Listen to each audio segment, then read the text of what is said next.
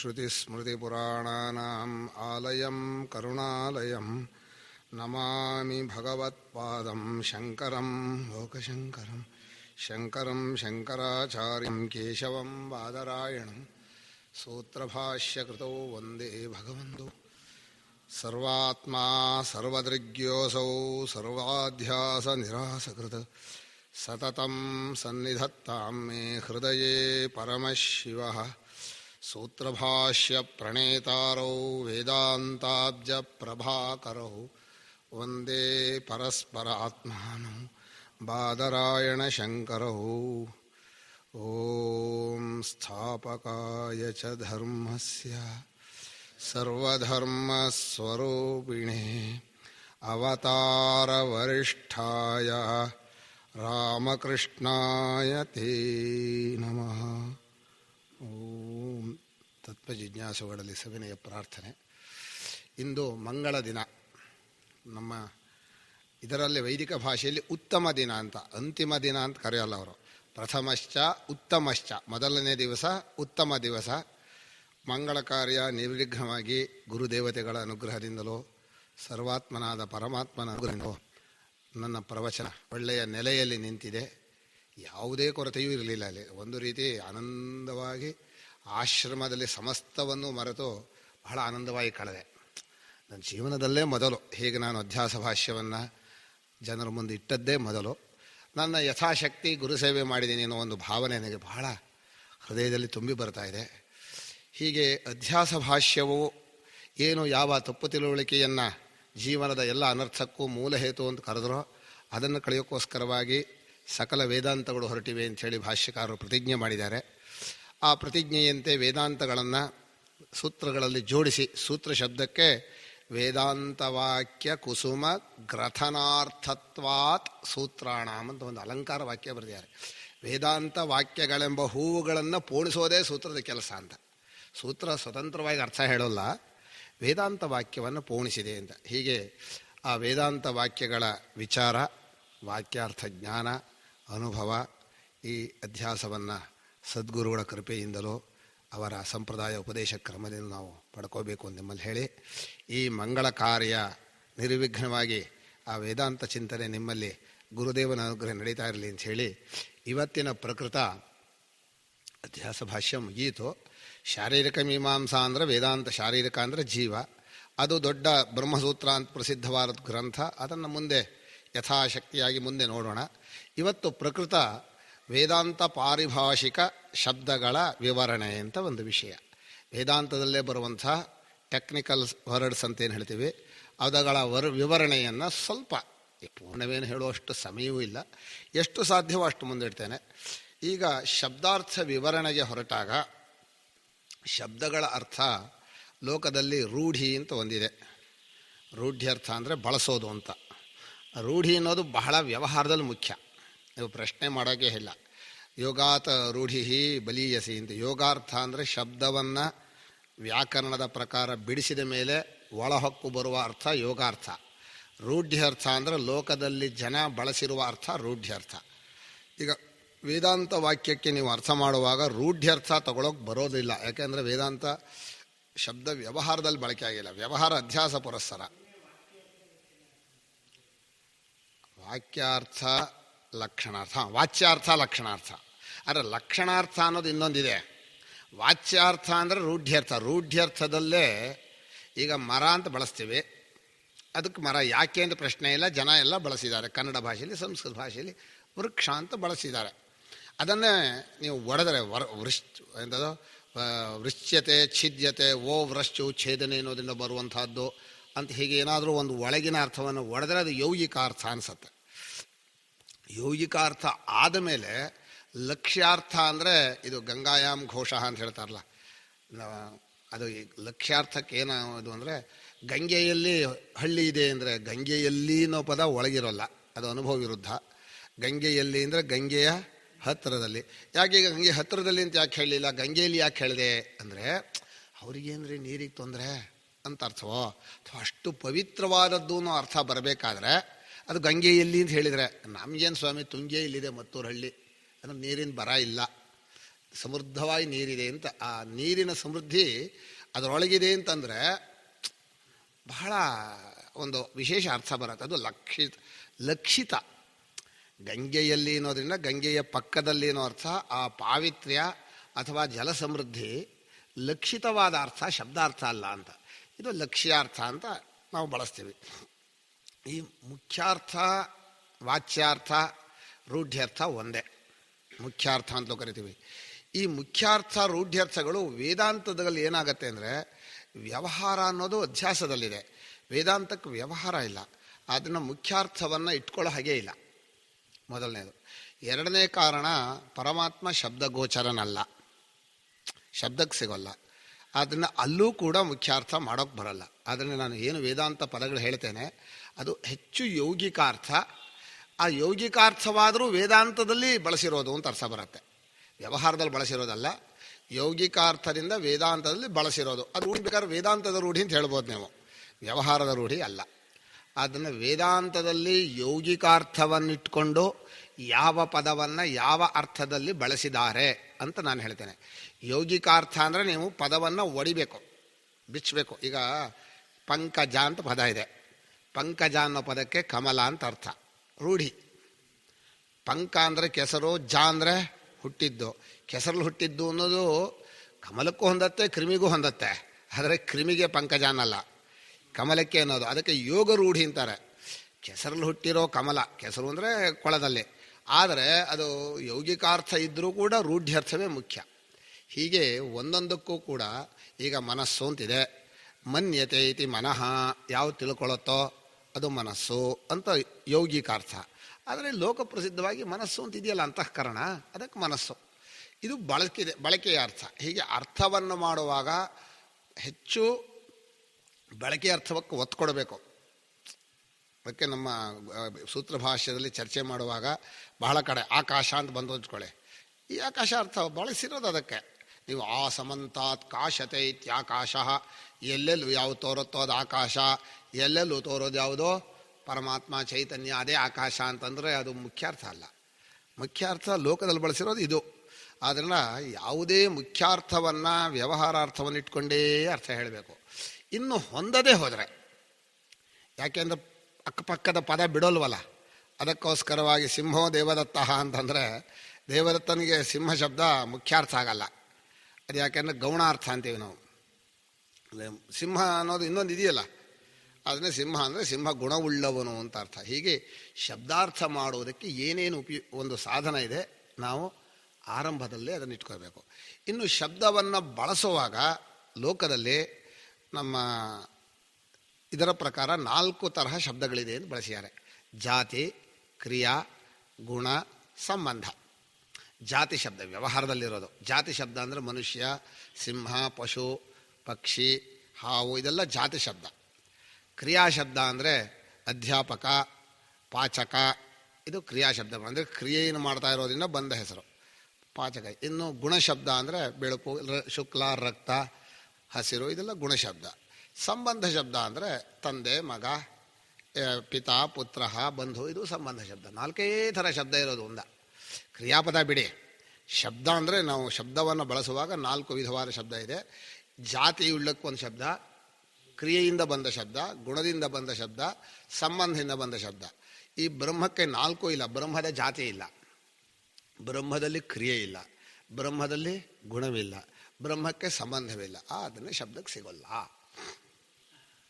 ಹೀಗೆ ಶಬ್ದ ಪ್ರವೃತ್ತಿ ನಿಮಿತ್ತ ಅಂತ ಕರಿತೀವಿ 4ಕ್ಕೆ.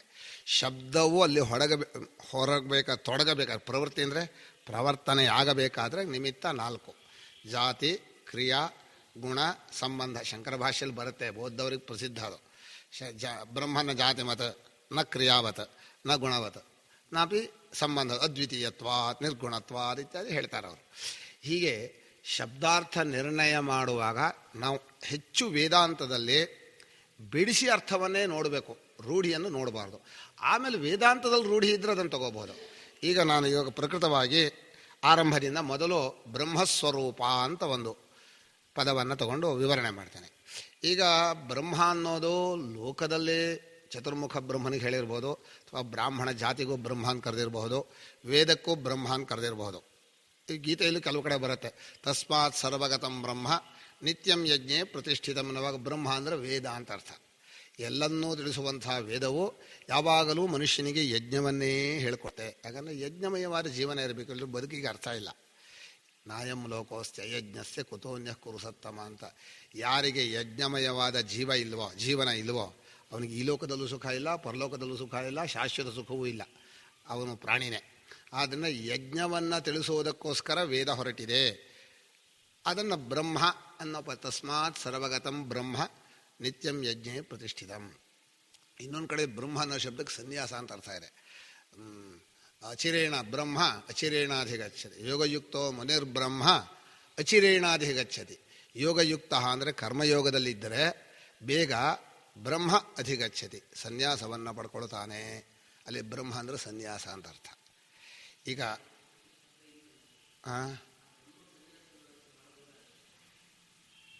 ಬ್ರಹ್ಮ ಅಂದರೆ ಯಾವುದನ್ನು ಅಲ್ಲಿ ನನಗೆ ಗೊತ್ತಿರೋ ಹಾಗೆ ಶಂಕರರು ಮಾಡಿರೋ ಅರ್ಥ ನಾನು ಹೇಳ್ತಾ ಇರೋದು.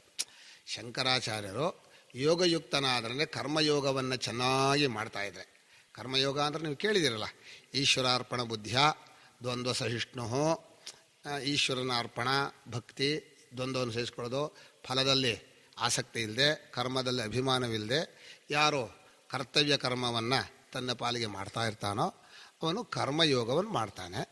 ಅವನಿಗೆ ಕರ್ಮಯೋಗ ಮಾಡಿ ಚಿತ್ತಶುದ್ಧಿ ಆಗತ್ತಲ್ಲ, ಆಮೇಲೆ ಏನು ಸಿಗತ್ತೆ ಅಂತ ಕೇಳಿದರೆ ಸನ್ಯಾಸ ಸ್ವರೂಪ ಸಿಗತ್ತೆ. ಅಂದರೆ ಸನ್ಯಾಸ ಮಾಡುವ ಯೋಗ್ಯತೆ ಬರುತ್ತೆ.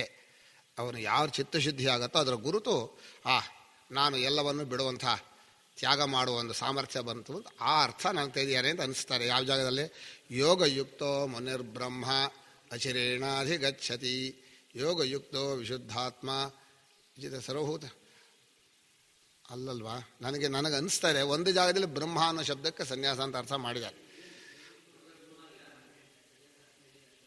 ಹೌದು,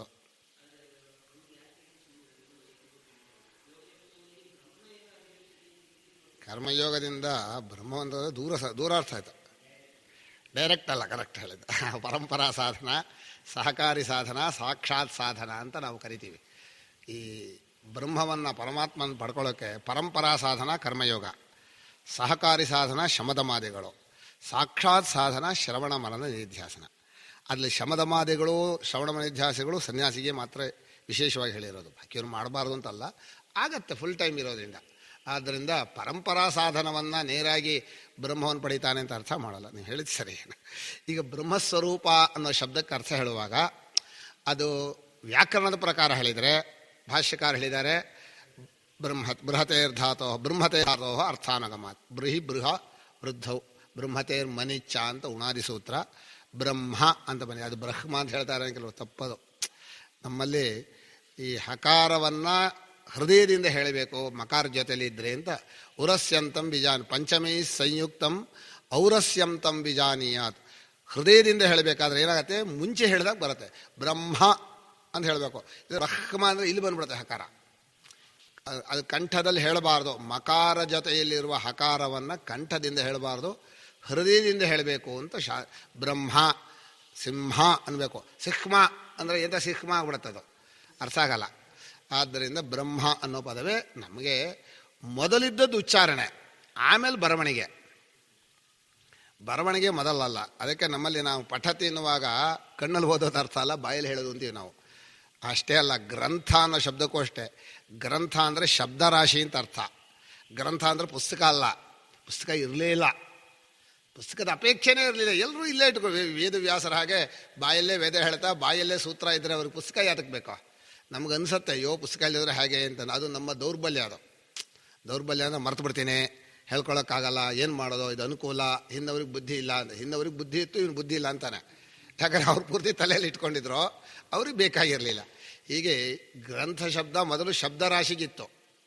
ಶಬ್ದರಾಶಿಯನ್ನು ವಿದ್ಯಾ ಅಂತ ಹೇಳಲಿಲ್ಲ ಅವರು. ಉಪನಿಷತ್ ಅಂದರೆ ಶಬ್ದರಾಶಿ ಅಲ್ಲ, ಉಪನಿಷತ್ ಅಂದರೆ ಆ ಶಬ್ದರಾಶಿಯಿಂದ ಹೇಳಿದಂಥ ಜ್ಞಾನ ಇದೆಯಲ್ಲ, ಬ್ರಹ್ಮಜ್ಞಾನಕ್ಕೆ ವಿದ್ಯಾ ಉಪನಿಷತ್ ಅಂತ ಮೊದಲ ಅರ್ಥ. ಅದು ಆದಮೇಲೆ ಆ ಜ್ಞಾನಕ್ಕೋಸ್ಕರ ಇರೋದ್ರಿಂದ ತಾದರ್ಥ್ಯಾತ್ ಗ್ರಂಥೋಪ್ಯುಪನಿಷತ್ತು ಅಂದರು.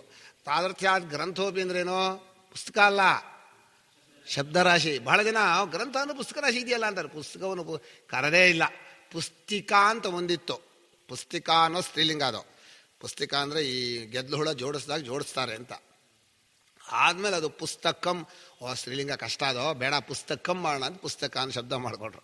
ಅದು ಇರಲೇ ಇಲ್ಲ, ಬಿಡಿ ಹೋಗಲಿ. ಈಗ ಬ್ರಹ್ಮಸ್ವರೂಪ ಅನ್ನೋ ಶಬ್ದವನ್ನು ಬೃಹಧಾತುವಿನಿಂದ ಒಡೆದಾಗ ದೊಡ್ಡದು ಅಂತ ಬರುತ್ತೆ. ದೊಡ್ಡದು ಅಂದರೆ ನಮ್ಮ ಬುದ್ಧಿ ಏನಾಗುತ್ತೆ, ಸಣ್ಣದು ದೊಡ್ಡದು ಇರಬೇಕಲ್ಲ. ಈಗ ತಾಮ್ರದ ಪಾತ್ರೆ ಅಂಗಡಿ ಹೋಗ್ತೀವಿ, ದೊಡ್ಡ ಪಾತ್ರೆ ಕೊಡಪ್ಪ, ದೊಡ್ಡ ತಂಬಿಗೆ ಕೊಡ್ತೀವಿ ಅಂದರೆ ಚಿಕ್ಕದು ದೊಡ್ಡದು ಇದು ಯಾವ್ದು ದೊಡ್ಡದು ನೋಡಿ ಅಂತಾನೆ. ಆದರೆ ಆ ತಾಮ್ರದ ಅಂಗಡಿಯಲ್ಲಿ ನಿಜವಾಗಿ ದೊಡ್ಡದು ಯಾವುದು ಅಂದರೆ ತಾಮ್ರನೇ. ತಾಮ್ರಕ್ಕಿಂತ ದೊಡ್ಡದಿಲ್ಲ. ಅಂದರೆ ಹೋಲಿಕೆ ಇಲ್ಲದ ದೊಡ್ಡದು ಎಲ್ಲದರಲ್ಲೂ ಇರೋ ತಾಮ್ರ. ಒಂದಕ್ಕೊಂದು ಹೋಲಿಸಿದ್ರೆ ಇದು ದೊಡ್ಡದು ಸಣ್ಣದು. ಈಗ ಎಲ್ಲಕ್ಕಿಂತ ದೊಡ್ಡದು ಯಾವುದು ಅಂದರೆ ಎಲ್ಲದರಲ್ಲೂ ಯಾವುದಿದೆಯೋ ಅತ್ತಾನೆ ದೊಡ್ಡದು. ತುಂಡಾಗದೇ ಇರೋ ದೊಡ್ಡದು, ತುಂಡಾದ್ರೆ ಚಿಕ್ಕದು. ಈಗ ದೊಡ್ಡದು ಅಂತ ಹೇಳ್ತಾ ಇರೋದು ಇನ್ನೊಂದು ಹೋಲಿಕೆ ಇಲ್ಲದ ದೊಡ್ಡದು. ನಮಗೆ ದೊಡ್ಡದು ಅಂದ್ಕೊಳ್ಳೆ ನಾವೇನು ಮಾಡ್ತೀವಿ ಅಂದರೆ ಹಾಗಾದ್ರೆ ಚಿಕ್ಕದು ಯಾವುದೋ, ನಮ್ಮ ಬುದ್ಧಿ ಅಷ್ಟೇ ಗೊತ್ತಿರೋದು, ಚಿಕ್ಕದಿದ್ದರೆ ದೊಡ್ಡದು ಅಂತ. ಇಲ್ಲಿ ಹಾಗಲ್ಲ, ಚಿಕ್ಕದು ದೊಡ್ಡದು ಎರಡನ್ನೂ ಸೇರ್ಕೊಂಡಿರೋ ದೊಡ್ಡದು ಅನ್ನೋ ಅರ್ಥ ಬರಬೇಕಿಲ್ಲಿ. ಬ್ರಹ್ಮ ಅಂದರೆ ದೊಡ್ಡದು. ದೊಡ್ಡದು ಅಂದ್ರೇನು? ಚಿಕ್ಕದು ದೊಡ್ಡದು ಎರಡಲ್ಲಿರೋ ದೊಡ್ಡದು. ಎರಡಲ್ಲಿರೋ ದೊಡ್ಡದು ಅಂದರೆ ಕಾರಣ ಆಗಬೇಕು. ನನ್ನ ದೃಷ್ಟಾಂತಲ್ಲಿ ಕಾರಣ ತಾನೇ ಅದು, ತಾಮ್ರ ಕಾರಣ. ಆದ್ದರಿಂದ ದೊಡ್ಡದು ಅಂದರೆ ಕಾರಣ ಸ್ವರೂಪ, ಜಗತ್ತಿನ ಪರಮ ಕಾರಣ ಸ್ವರೂಪ ಅಂತ ಅರ್ಥ ಬರುತ್ತೆ. ಅದಕ್ಕೆ ನಾವು ಏನು ಹೇಳ್ತೀವಿ ಅಂದರೆ ಪರಮ ಕಾರಣ ಅಂದರೆ ಕಾರಣವನ್ನು ಸತ್ಯ ಅಂತಲೂ ಕಾರ್ಯವನ್ನು ತೋರಿಕೆ ಅನೃತ ಅಂತಲೂ ಹೇಳ್ತೀವಿ. ಮುಂದೆ ನಿಮಗೆ ವಿಚಾರದಲ್ಲಿ ಗೊತ್ತಾಗುತ್ತೆ, ಅದು ಕಾರ್ಯಕಾರಣ ಪ್ರಕ್ರಿಯೆ ವಿಚಾರ ಮಾಡುವಾಗ. ಈಗ ಪರಮ ಸತ್ಯವಾದ ಎಲ್ಲವನ್ನೂ ತುಂಬಿಕೊಂಡಿರೋದ್ರಿಂದ ಅದಕ್ಕೊಂದು ಲಿಮಿಟೇಷನ್ ಇಲ್ಲ. ಕಾರಣ ಹೇಗೆ ತುಂಬಿಕೊಳ್ಳುತ್ತೆ ಕಾರ್ಯದಲ್ಲಿ. ಈಗ ತಾಮ್ರ ಇದೆ ಅಂದರೆ ತಾಮ್ರಕ್ಕೆ ಆ ಎಲ್ಲ ಪಾತ್ರಗಳ ಹೆಸರು ಇದೆಯೋ ಇಲ್ಲವೋ ಅಂತ ಕೇಳಿದರೆ ಏನು ಉತ್ತರ ಹೇಳಬೇಕು? ಹೆಸರಾಗಲಿ ಆಕಾರ ಆಗಲಿ.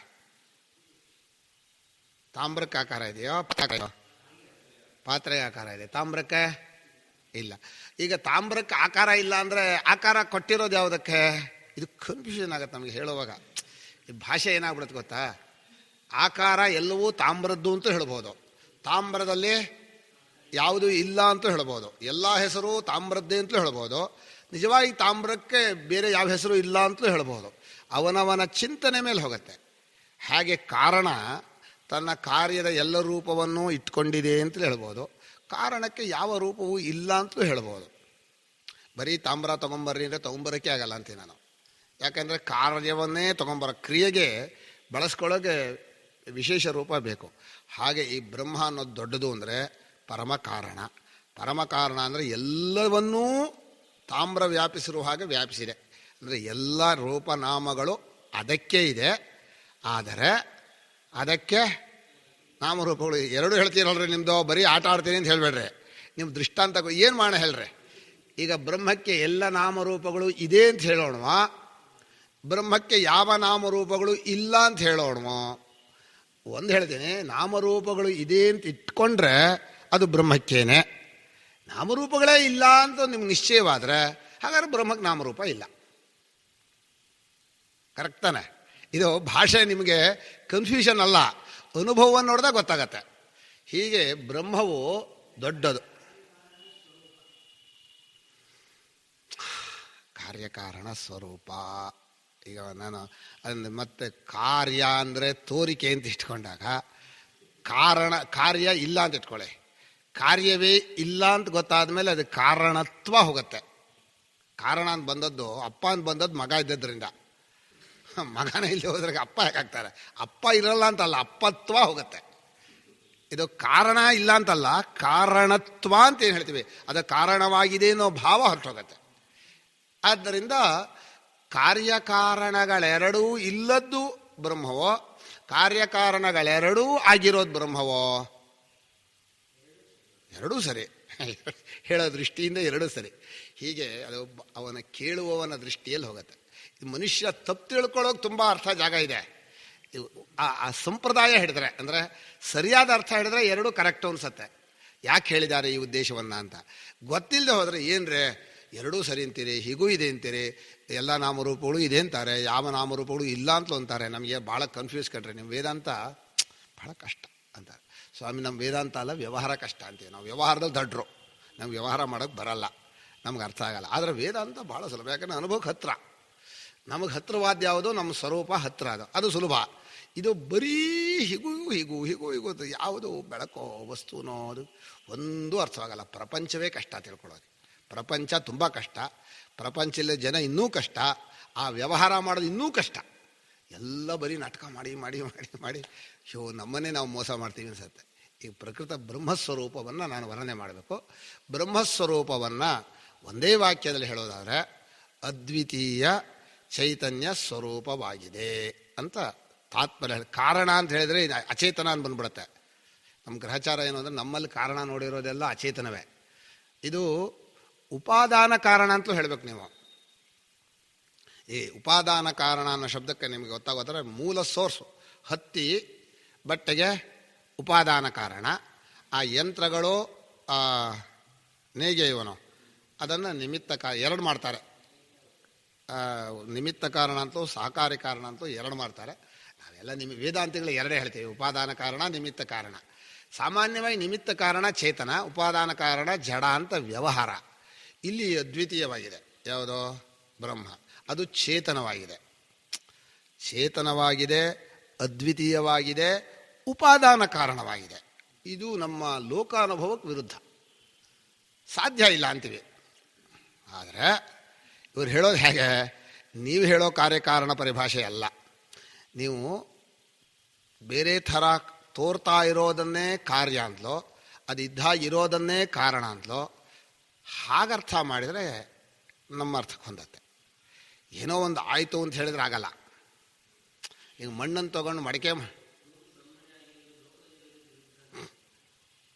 ಹೌದು, ಲೋಕದಲ್ಲಿ ಈಗ ಕುಂಬಾರ ನಿಮಿತ್ತ ಕಾರಣ, ಮಣ್ಣು ಉಪಾದಾನ ಕಾರಣ, ಆ ಚಕ್ರ ಸಹಕಾರಿ ಕಾರಣ. ಚಕ್ರನೋ ದಂಡನೋ ಇದೆಯಲ್ಲ ಸಹಕಾರ. ಈಗ ನಿಮ್ಗೆ ಗಡಿಗೆ ನೋಡ್ತಾ ನಿಮಗೆ ಕುಂಬಾರ ಸಿಗ್ತಾನೋ, ದಂಡ ಚಕ್ರ ಸಿಗತ್ತೋ, ಮಣ್ಣು ಸಿಗತ್ತೋ? ಅಲ್ಲ, ಗಡಿಗೆ ಮಾತ್ರ ನೀವು ನೋಡ್ತಾ ಇದ್ದೀರಿ. ಉಪಾದಾನ ಕಾರಣ ಸಿಗುತ್ತೆ. ಅದಕ್ಕೆ ನಾವು ವೇದಾಂತದಲ್ಲಿ ಉಪಾದಾನ ಕಾರಣ ಒತ್ತು ಹೇಳೋದು. ಭಗವಂತ ಉಪಾದಾನ ಕಾರಣ ಜಗತ್ತು ನೋಡ್ತಾ ನೀವು ಪರಮಾತ್ಮನ ತಿಳ್ಕೊಬಹುದು. ಪರಮಾತ್ಮ ಬರೀ ನಿಮಿತ್ತ ಕಾರಣ ಆದರೆ ಪರಮಾತ್ಮನ ತಿಳ್ಕೊಳ್ಳೋಕ್ಕಾಗಲ್ಲ. ಉಪಾದಾನ ಕಾರಣ ಅಂತ ಯಾಕೆ ಒತ್ತೀವಿ ಅಂದರೆ, ಏನನ್ನು ನೋಡ್ತಾ ಇದ್ದೀರೋ ಅದು ಅದೇ ಆಗಿರುತ್ತೆ. ಉಪಾದಾನ ಕಾರಣದಲ್ಲಿ ಆ ಕಾರ್ಯದ ಜೊತೆ ಸಂಬಂಧ ಇದೆ. ಈಗ ಉಪಾದಾನ ಕಾರಣ ಮಣ್ಣು ಅಥವಾ ಹತ್ತಿ, ಅದು ತನ್ನ ಕಾರ್ಯ ಜೊತೆ ಸೇರಿಕೊಂಡಿದೆ ಅಂದರೆ ಅದೇ ಆಗಿದೆ. ಅದು ಭಾಷೆ ಹೇಳುವಾಗ ನಿಮಗೆ ಮಟ್ಟದಲ್ಲಿ ಸೇರಿಕೊಂಡಿದೆ ಅಂತ ಹೇಳ್ತೀವಿ. ಆವಾಗ ಅದನ್ನು ನೋಡಿದ್ರೆ ಅದನ್ನು ತಿಳ್ಕೊಬಹುದು ವಿವೇಕಿಯಾದವನು. ಈ ಗಡಿಗೆಯನ್ನು ನೋಡ್ತಾ ಮಣ್ಣಾಗಿ ತಿಳ್ಕೊಬೇಕು ಅಂದರೆ ಅವನಿಗೇನು ಅದನ್ನು ಒಡೆದು ಚೂರು ಮಾಡಬೇಕಾಗಿಲ್ಲ. ಭಾಳ ಜನ ಏನು ಮಾಡ್ಕೊಂಡ್ರೆ ಬಟ್ಟೆಯನ್ನು ಹತ್ತಿನ ತಿಳ್ಕೊಬೇಕು, ನೀವು ಬಿಡಿ ಬಿಡಿ ನೂಲು ಮಾಡಿ ಮತ್ತೆ ಹತ್ತಿಯಾಗಿ ಮಾಡಿ ತೋರಿಸಿ, ಅದಕ್ಕೆ ಇಲ್ಲ. ಹೀಗಿದ್ದಾಗಲೇ ಹತ್ತಿನ ತಿಳ್ಕೊಳ್ಳಿ ಅಂತ ಇದ್ದಾರೆ ಅವರು. ಹಾಗೆ ಈ ಜಗತ್ತನ್ನು ಪರಮಾತ್ಮ ಅಂತ ತಿಳ್ಕೊಳ್ಳಿ ಅಂದರೆ ಜಗತ್ತನ್ನು ಪರಮಾತ್ಮನಾಗಿ ಮಾಡಬೇಕಾಗಿಲ್ಲ. ನಿಮ್ಮ ಬುದ್ಧಿಯಲ್ಲಿ ವಿವೇಕದಿಂದ ಹೌದು ಹೀಗೆ ತೋರ್ತಾ ಇರೋದು ಅದೇ ಅಂತ ಗುರುತಿಸೋದಿದೆಯಲ್ಲ, ಅದಕ್ಕೆ ನತು ಮಾಂ ಅಭಿಜಾನಂತಿ ತತ್ವೇನಾತಶ್ಚ್ಯವಂತಿತೆ. ಆ ಪದ ನೋಡಿ, ಅಭಿಜಾನಂತಿ, ಅಭಿಜ್ಞಾ. ಗುರುತಿಡಿಬೇಕು. ಯಾರು ಗುರುತಿಡಿತಾನೆ ಅಂದರೆ, ಯಾರು ವಿವೇಕಿಯೋ, ಯಾರು ಭಗವಂತನನ್ನು ಕಾಣ್ತಾನೋ ಅವನು ಜಗತ್ತಲ್ಲೂ ಕಂಡುಬಿಡ್ತಾನೆ. ಅಲ್ಲಿ ಕಾಣಬೇಕಾದ್ರೆ ಇಲ್ಲಿ ಕಾಣಬೇಕೋ. ಒಂದು ವೇಷ ಹಾಕದ ಜಾಗ ಭಗವಂತನಿಗಿದೆ, ಒಂದು ವೇಷ ಹಾಕಿರೋ ಜಾಗ. ವೇಷ ಅಂದರೆ ತೋರಿಸೋದು, ಇದು ತೋರಿಸೋ ಜಾಗ. ಇದು ಒಳಗಡೆ ನಮ್ಮ ಜೀವನ ರೂಪದಲ್ಲಿ ವೇಷ ಹಾಕಿಲ್ಲ ಅವನು. ನಾನೇ ಬರ್ತೀನಿ ಬಂದ ಖುದ್ದು ಅಜ್ಜಕ್ಕೆ ನಾನೇ ಇರ್ತೀನಿ, ಒಳಗಡೆ ಇರ್ತೀನಿ ಬಂದಿಯಾನೆ. ಬಂದಿಯಾನೆ ಅಂದರೆ ಬಂದಿಯಾನೆ ಅಂತ ಅರ್ಥ ಅಲ್ಲ, ತೋರ್ತಾ ಇದ್ದಾನೆ. ಬಂದಿಯಾನೆ ಅಂದರೆ ಬರೋದೇ ಕ್ರಿಯೆ ಆಗತ್ತೆ. ಈ ಭಾಷೆಯಲ್ಲಿರೋ ದೋಷವನ್ನು ಏನೂ ಮಾಡೋಕ್ಕಾಗಲ್ಲ, ನಾನು ಬಳಸಬೇಕು. ಹೃದಯದಲ್ಲಿರುವ ಆ ಪರಮಾತ್ಮನನ್ನು ಸರಿಯಾಗಿ ಕಂಡುಕೊಂಡ್ರೆ ಎಲ್ಲೆಲ್ಲೂ ಪರಮಾತ್ಮನನ್ನು ಕಾಣ್ತಾನೆ. ಅದು ಒಳಗೆ ನೋಡ್ತಾನೆ, ಆಮೇಲೆ ಎಲ್ಲೆಲ್ಲೂ ನೋಡ್ತಾನೆ, ತನ್ನನ್ನು ಎಲ್ಲವನ್ನು ಈ ಭಾಷೆ ಎಲ್ಲ ನೋಡ್ತಾರಲ್ಲ, ಅದರ ಅರ್ಥ ಏನು ಅಂದರೆ ಒಳಗಿರೋ ನಿಜ ರೂಪದಲ್ಲಿ ಕಾಣ್ತಾನೆ, ಆಮೇಲೆ ವೇಷದಲ್ಲೂ ಅವನನ್ನೇ ಕಾಣ್ತಾನೆ, ಆಮೇಲೆ ಪರಮಾತ್ಮನೇ ಎಲ್ಲ. ಇದು ಉಪಾದಾನ ಕಾರಣ ಆದರೂ ತಾನೇ ಹೊಂದತ್ತೆ ಅಲ್ವಾ? ಆದ್ದರಿಂದ ವೇದಾಂತಗಳಲ್ಲಿ ಪರಮಾತ್ಮನೋ ಅಭಿನ್ನ ನಿಮಿತ್ತೋಪಾದಾನ ಕಾರಣ. ಪರಮಾತ್ಮನಿಗಿಂತ ಬೇರೆ ನಿಮಿತ್ತ ಇಲ್ಲ, ಪರಮಾತ್ಮನಿಗಿಂತ ಬೇರೆ ಉಪಾದಾನ ಇಲ್ಲ. ಅವನು ಅದ್ವಿತೀಯ ಚೈತನ್ಯ ಸ್ವರೂಪನು. ಅದ್ವಿತೀಯ ಅಂತ ಯಾಕೆ ಹೇಳಿದೀವಿ ಅಂದರೆ, ಎರಡು ನಿಮಿತ್ತ ಅನ್ನೋದ್ರಲ್ಲಿ ಸೇರ್ತವೆ ಸಹಕಾರಿ ಅಂತ. ಸಹಕಾರಿ ಅಂತ ಬೇರೆ ಹೇಳಲ್ಲ.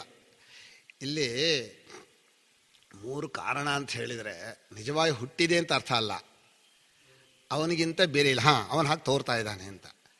ಈಗ ಇಲ್ಲಿ ಇನ್ನೊಂದು ಪದ ಇದೆ, ಪರಮಾತ್ಮನೋ ಬ್ರಹ್ಮ ತಾನೆ, ಅದ್ವಿತೀಯ ಚೈತನ್ಯ ಸ್ವರೂಪ ಅಂತ ಒಂದು ವಿವರಣೆ ಕೊಡಬಹುದು. ಸಂಗ್ರಹವಾಗಿ ಹೇಳೋದಾರೆ ತುಂಬ ವಿವರಣೆ ಮಾಡೋದು ಬೇರೆ. ಬ್ರಹ್ಮ ಅಂದರೆ ಅಂದರೆ ಅದ್ವಿತೀಯವಾದ, ಅಖಂಡವಾದ, ಅಪರಿಚ್ಛಿನ್ನವಾದ ಅರಿವಿನ ಸ್ವರೂಪ, ಚೇತನ ಕಾರಣ ಆಗಬೇಕು ಅಂತ. ಜಡ ಅಲ್ಲ, ಬರೀ ಸದ್ರೂಪ ಅಂದರೆ ಜಡ ಮಾಡ್ಕೊಂಡ್ಬಿಡ್ತಾರೆ. ಇದು ಏನು ಕಷ್ಟ ಇದೆ ಅಂದರೆ ಚೇತನವೂ ಆಗಬೇಕು, ಉಪಾದಾನ ಕಾರಣವೂ ಆಗಬೇಕು. ನಮ್ಮಲ್ಲಿ ಚೇತನ ಉಪಾದಾನ ಕಾರಣಕ್ಕೆ ದೃಷ್ಟಾಂತ ಇಲ್ಲ. ಎಲ್ಲಾಗತ್ತೆ ಚೇತನ ಉಪಾದಾನ ಕಾರಣ ಅಂತ ಮಾಯಾವಿ ಮಾಡಿದಾಗ ಆಗತ್ತೆ, ಅಥವಾ ಸ್ವಪ್ನದಲ್ಲಾಗತ್ತೆ. ಸ್ವಪ್ನವು ಚೇತನವೇ ತೋರಿಸ್ತಾ ಇರೋಂಥ ಒಂದು ಪ್ರಪಂಚ. ಈಗ ಪ್ರಶ್ನೆ ಏನು ಗೊತ್ತಾ, ಸ್ವಪ್ನ ಪ್ರಪಂಚವು ಜೀವನಿಂದ ಸೃಷ್ಟವಾಯಿತೋ ಮನಸ್ಸಿಂದ ಸೃಷ್ಟವಾಯಿತೋ ಆ ಸಾಕ್ಷಿ ಸೃಷ್ಟಿ ಮಾಡಿದ್ನೋ? ಅದು ಸ್ವಪ್ನ ಸುಳ್ಳು ಎಚ್ಚರ ನಿಜ ಆ ವಿಷಯ ಬೇಡ. ಈಗ ಸೃಷ್ಟಿ ಅದು ಬೇರೆ, ಯಾವುದು ಸುಳ್ಳು ಯಾವುದು ನಿಜ ಅನ್ನೋ ವಿಚಾರಕ್ಕೆ ಆಮೇಲೆ ತಗೊಳ್ಳೋಣ. ಸ್ವಪ್ನ ಪ್ರಪಂಚ ನಮಗೆ ಸೃಷ್ಟಿಯಾಗಿರೋದು ಕಂಡಿದೆ. ಅದು ಚೇತನದಿಂದ ಅಂದರೆ ಕೇವಲ ಆತ್ಮನೇ ಸೃಷ್ಟಿ ಮಾಡಿದ್ನೋ ಅಥವಾ ಜೀವನೇ ಸೃಷ್ಟಿ ಮಾಡಿಕೊಂಡು ಅವನ ಕರ್ಮ ನಿಮಿತ್ತವಾಗಿ, ಅಥವಾ ನಮ್ಮ ಮನಸ್ಸೇ ಸೃಷ್ಟಿ ಮಾಡ್ತೋ? ಈಗ ಮನಸ್ಸು ಸೃಷ್ಟಿ ಮಾಡ್ತೋ ಅಂತ ಇಟ್ಕೊಂಡು ಪ್ರಶ್ನೆ. ಇದು ಹೇಗೆ ಅಂದರೆ, ನಾನು ಯಾವ್ದಕ್ಕೆ ಹೇಳ್ತಾ ಇದ್ದೀನಿ, ಚೇತನ ಕಾರಣವಾದಕ್ಕೆ ಪರಮಾತ್ಮನ ಈ ಬ್ರಹ್ಮಸ್ವರೂಪ, ಅದಕ್ಕೆ ನಾನು ತಗೋತಾ ಇದ್ದೀನಿ. ಮನಸ್ಸು ಅಂದರೆ ಎಚ್ಚರದ ಮನಸ್ಸಾದರೆ, ಎಚ್ಚರದ ಮನಸ್ಸು ಅಲ್ಲಿ ಮಾಡಿದರೆ ಅಂತ ಇಟ್ಕೊಳ್ಳಿ. ಎಚ್ಚರದ ಮನಸ್ಸು ಕನಸಿನ ಪ್ರಪಂಚವನ್ನು ಸೃಷ್ಟಿ, ಎಚ್ಚರದಲ್ಲೇ ಮನಸ್ಸು ಯೋಚನೆ ಮಾಡಿದ್ರೆ ಒಂದು ಕಾಣಲ್ಲಪ್ಪ, ಕಲ್ಪನೆ. ಇನ್ನು ಆನೆ ಇದೆ, ಆನೆ ಮೇಲೆ ಒಬ್ಬ ರಾಜ್ಕುಮಾರ ಬರ್ತಾ ಇದ್ದಾನೆ ಅಂದರೆ ಯಾವ ಆನೆನೂ ಕಾಣಲ್ಲ, ಅಲ್ಲಿ ಕಾಣತ್ತಲ್ಲ. ಇಲ್ಲಿಲ್ಲದ ಎಚ್ಚರದ ಮನಸ್ಸಿನ ಶಕ್ತಿ ಅಲ್ಲೇ ಹಾಕಿ ಬಂತು? ಒಂದನೇ ಪ್ರಶ್ನೆ. ಎರಡನೇ ಪ್ರಶ್ನೆ, ಈ ಮನಸ್ಸು ಅಲ್ಲಿ ಮಾಡಬೇಕಾದ್ರೆ, ಈಗ ನಾನು ಇಲ್ಲಿಂದ ಮತ್ತೂರಿಗೆ ಹೋದರೆ, ಓ ಅಲ್ಲಿ ಅವನೇ ನಾನು ಇಲ್ಲಿ ಬನ್ನಿ ಜ್ಞಾಪಕ ಇರುತ್ತೋ ಇಲ್ವಾ? ಇಲ್ಲಿ ಮನಸ್ಸು ಅಲ್ಲಿಗೆ ಹೋದರೆ, ಓ ಎಚ್ಚರದ ಮನಸ್ಸು ನಾನು ಇಲ್ಲಿ ಮಾಡ್ತಾ ಇದ್ದೀನಿ, ಯಾಕೆ ಜ್ಞಾಪಕ ಆಗ್ತಾ ಇಲ್ಲ? ಮನಸ್ಸಿಗೆ ಜ್ಞಾಪಕ ಆಗಬೇಕಲ್ಲ ಕನಸಿಗೆ ಬಂದರೆ. ಎರಡನೇ ಪ್ರಶ್ನೆ. ಮೂರನೇ ಪ್ರಶ್ನೆ, ಇನ್ನೊಂದು ಪ್ರಶ್ನೆ. ಇದು ಯಾತಕ್ಕೆ ಹೇಳ್ತಾ ಇದ್ದೀನಿ ಅಂದರೆ, ಎಚ್ಚರದ ಮನಸ್ಸು ಹೌದೋ ಅಲ್ವೋ ಅಂತ ಪರೀಕ್ಷೆ ಮಾಡೋಕ್ಕೋಸ್ಕರ. ಎಚ್ಚರದ ಮನಸ್ಸಿನಾಗಲ್ವಾ? ಹಾಗಾದರೆ ಹೇಳ್ತಾನೆ ಇಲ್ಲ, ಹೇಳ್ತೇನೆ, ನಿಜಾನ ಕೇಳ್ತೀನಿ. ಮೊದಲನೇ ಪ್ರಶ್ನೆ ಏನೋ, ಇಲ್ಲೇ ಆಗದೇ ಇರೋದು ಅಲ್ಲಾಗಿ ಬರುತ್ತೆ.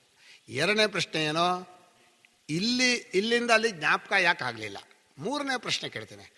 ಈಗ ಮನಸ್ಸು ತನ್ನ ಇಷ್ಟವಾದ್ದನ್ನು ಯೋಚನೆ ಮಾಡೋದು ಕಂಡಿದೆ, ಅನಿಷ್ಟವಾದ ಕನಸು ಯಾಕೆ ಬರುತ್ತಲ್ಲೇ?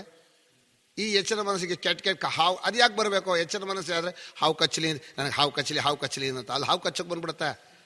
ಆದ್ದರಿಂದ ಎಚ್ಚರ ಹೌದೋ ಅಲ್ವೋ ಅಂತ 3 ಪ್ರಶ್ನೆ ನಿಮ್ಮ ಮುಂದೆ ಇಟ್ಟಿದ್ದೀನಿ.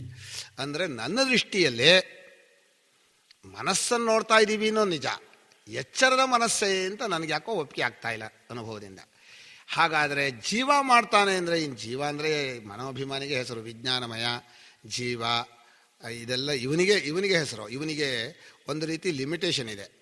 ಇವನ ಕರ್ಮಕ್ಕೆ ತಕ್ಕ ಹಾಗಾಗಿದೆ ಅಂದರೆ ಎಚ್ಚರ ಪ್ರಪಂಚವು ಕರ್ಮಕ್ಕೆ ತಕ್ಕ ಹಾಗಾಗಿದೆ ಅಂತ ಹೇಳ್ಬೋದು. ಅದು ಕರ್ಮಕ್ಕೆ ತಕ್ಕ ಹಾಗೆ ಆಗಿದೆ ಅಂದರೆ ಬೇರೆಯವರು ಯಾರೋ ಮಾಡಿರಬೇಕು, ಇವನು ಮಾಡ್ಕೊಂಡದ್ದಲ್ಲ. ಅದನ್ನ ಜೀವನಿಗೆ ತನ್ನ ಕರ್ತೃತ್ವದಿಂದ ಪ್ರಪಂಚವನ್ನು ಅಲ್ಲೂ ಸೃಷ್ಟಿ ಮಾಡೋಕ್ಕಾಗಲ್ಲ. ಹಾಗಾದರೆ ಏನು, ಯಾರು ಮಾಡಿದ್ದು ಅಂತ ಕೇಳ್ಬೋದು. ಅದಕ್ಕೆ ಒಂದೇ ಒಂದು ಮಾತಲ್ಲಿ ಹೇಳೋದಾದ್ರೆ, ಸಾಕ್ಷಿ ತಾನೇ ತನ್ನನ್ನು ಹಾಕಿ ತೋರಿಸ್ಕೋತಾನೆ.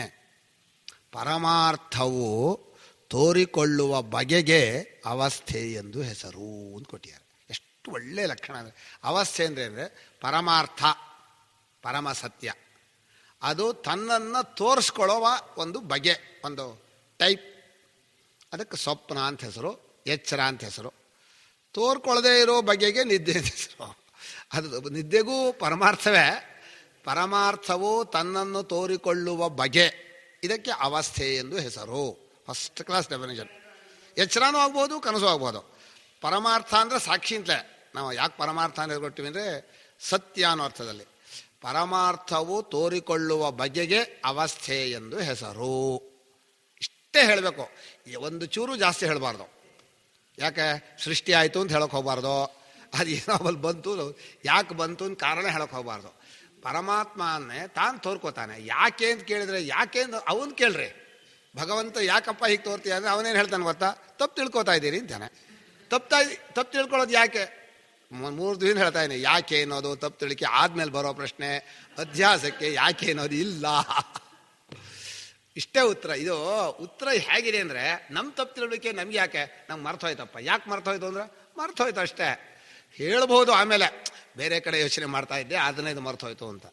ಅದೆಲ್ಲ ಯಾವುದೂ ಇಲ್ಲ. ಯಾವ ಕಾರಣವೂ ಕೇಳದೆ ನಮ್ಮ ತಪ್ಪು ತಿಳುವಳಿಕೆ ಬರುತ್ತೆ.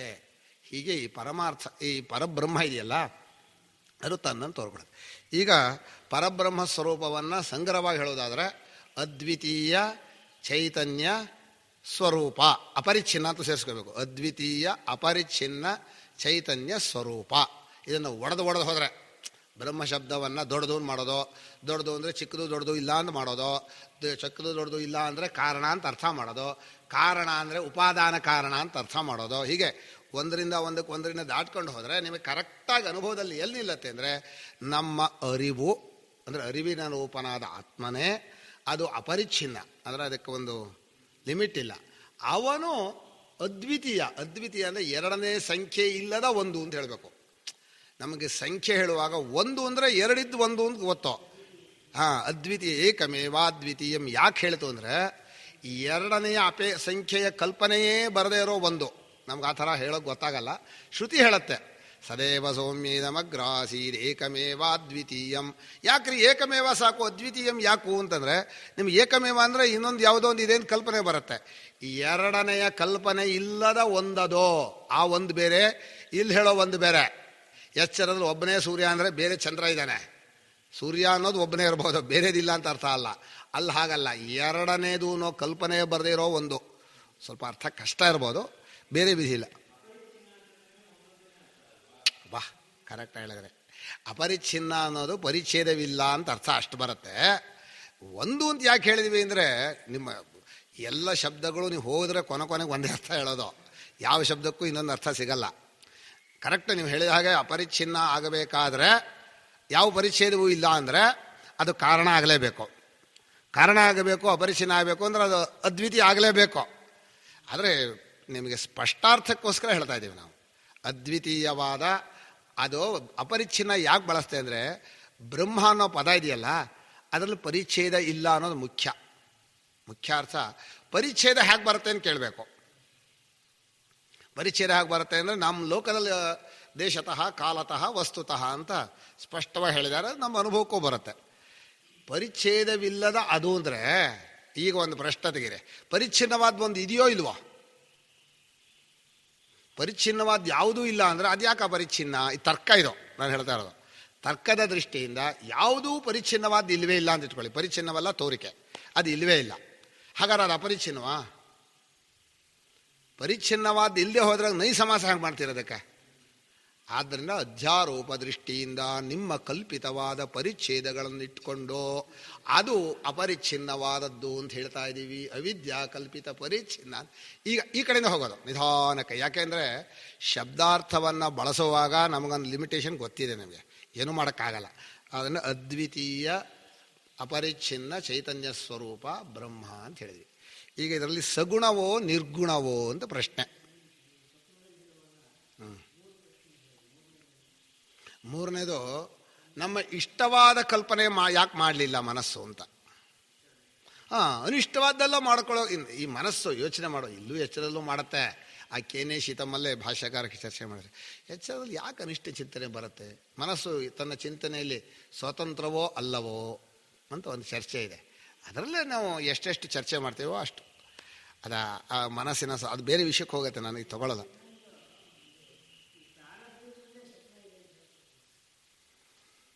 ಪ್ರಾಣ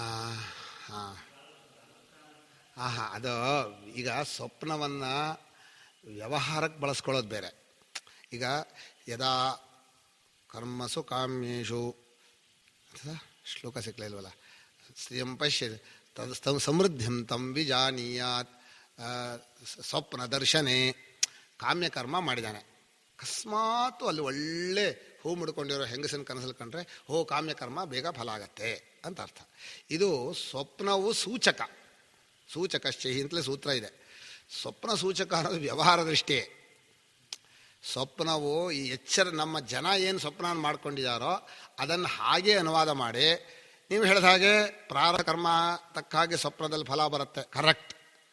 ಯಾಕೆ ಬರುತ್ತೆ ಎಂದು ಉತ್ತರ ಅದು. ಸ್ವಪ್ನವನ್ನು ಉಂಟು ಮಾಡಿದವರು ಯಾರು ಅಂತಲ್ಲ, ಪ್ರಾರಬ್ಧ ಕರ್ಮ ನಿಮಿತ್ತವಾಗಿ ಸ್ವಪ್ನದಲ್ಲಿ ಸುಖ ದುಃಖ ಭೋಗ ಇದೆ. ಸ್ವಪ್ನದಲ್ಲಿ ಕರ್ತೃತ್ವ ಇಲ್ಲ, ಬರೀ ಭೋಕ್ತೃತ್ವ ಇದೆ. ಅಂದರೆ ಸ್ವಪ್ನದಲ್ಲಿ ಮಾಡಿದ ಕರ್ಮಕ್ಕೆ ಪುಣ್ಯಪಾಪ ಇಲ್ಲ, ಆದರೆ ಸುಖ ದುಃಖ ಉಂಟು, ಮಾನಸವಾದ್ದು. ಆದ್ದರಿಂದ ಪ್ರಾರಬ್ಧ ಕರ್ಮ ಅಂತ ಹೇಳಿ ಸರಿ ಆಯಿತು, ಅದು ಒಪ್ಕೊಳ್ಳುವಂಥ ಮಾತು. ಆದರೆ ಸ್ವಪ್ನದ ಸೃಷ್ಟಿಗೆ ಉಪಾದಾನ ಕಾರಣ ಯಾವುದು ಅಂತ ಪ್ರಶ್ನೆ. ಈಗ ನಿಮಿತ್ತ ಕಾರಣ ಅಲ್ಲ, ನಿಮಿತ್ತ ಕಾರಣವು ಪರಮಾತ್ಮನ. ಯಾಕಂದರೆ ಜೀವ ಬೇರೆ ಅಲ್ಲ, ಪರಮಾತ್ಮ ಬೇರೆ ಅಲ್ಲ, ಆ ವಿಷಯ ಬೇರೆ ಆಗುತ್ತೆ. ಈಗ ನಿಮಿತ್ತ ಕಾರಣ ಅನ್ನುವಾಗ ಈಗ ಪರಮಾತ್ಮ ಅದ್ವಿತೀಯನಾಗಿದ್ದಾನೆ, ಅವನೇ ಚೇತನ, ಅವನೇ ಉಪಾದಾನ ಕಾರಣ, ಇನ್ನೊಬ್ಬರಿಲ್ಲ. ಯಾರು ನಿಮಿತ್ತ ಕಾರಣ? ಅವನೇ ತಾನೇ ಆಗಬೇಕು. ಒಬ್ಬರೇ ಇದ್ದ ಮೇಲೆ ಏನು? ಈಗ ಈ ಕಾರಣತ್ವವನ್ನು ಕಲ್ಪನೆ ಹೇಗೆ ಮಾಡ್ತೀವಿ ಗೊತ್ತಾ? ಒಂದು ವಿಷಯ ಹೇಳ್ತೀನಿ, ನಿಮ್ಗೆ ತಿಳ್ಕೊಳ್ಳಿ. ಈ ಜಗತ್ತನ್ನು ರಚನೆ ಮಾಡಿದಾನಪ್ಪ. ಇದರಲ್ಲಿ ಅದ್ಭುತವಾದಂಥ ಯಾವ ಬುದ್ಧಿಗೂ ಅರ್ಥವಾಗದ ವಸ್ತುಗಳಿದೆ. ಆಕಾಶ ಇದು. ಈಗ ಯಾರೇ ಒಬ್ಬ ವ್ಯಕ್ತಿ ಒಂದು ಈ ಶಿಲ್ಪಿಯನ್ನು ನೋಡಿದರೆ ಇದನ್ನು ಯಾರು ಮಾಡಿದಾನೋ ಅವನು ಯೋಚನೆ ಮಾಡಿರ್ಬೇಕು ತಾನೆ. ಇಂಜಿನಿಯರ್ ಯೋಚನೆ ಮಾಡಿ ಪ್ಲ್ಯಾನ್ ಮಾಡಿ ತಾನೆ ಕಟ್ಟೋದು.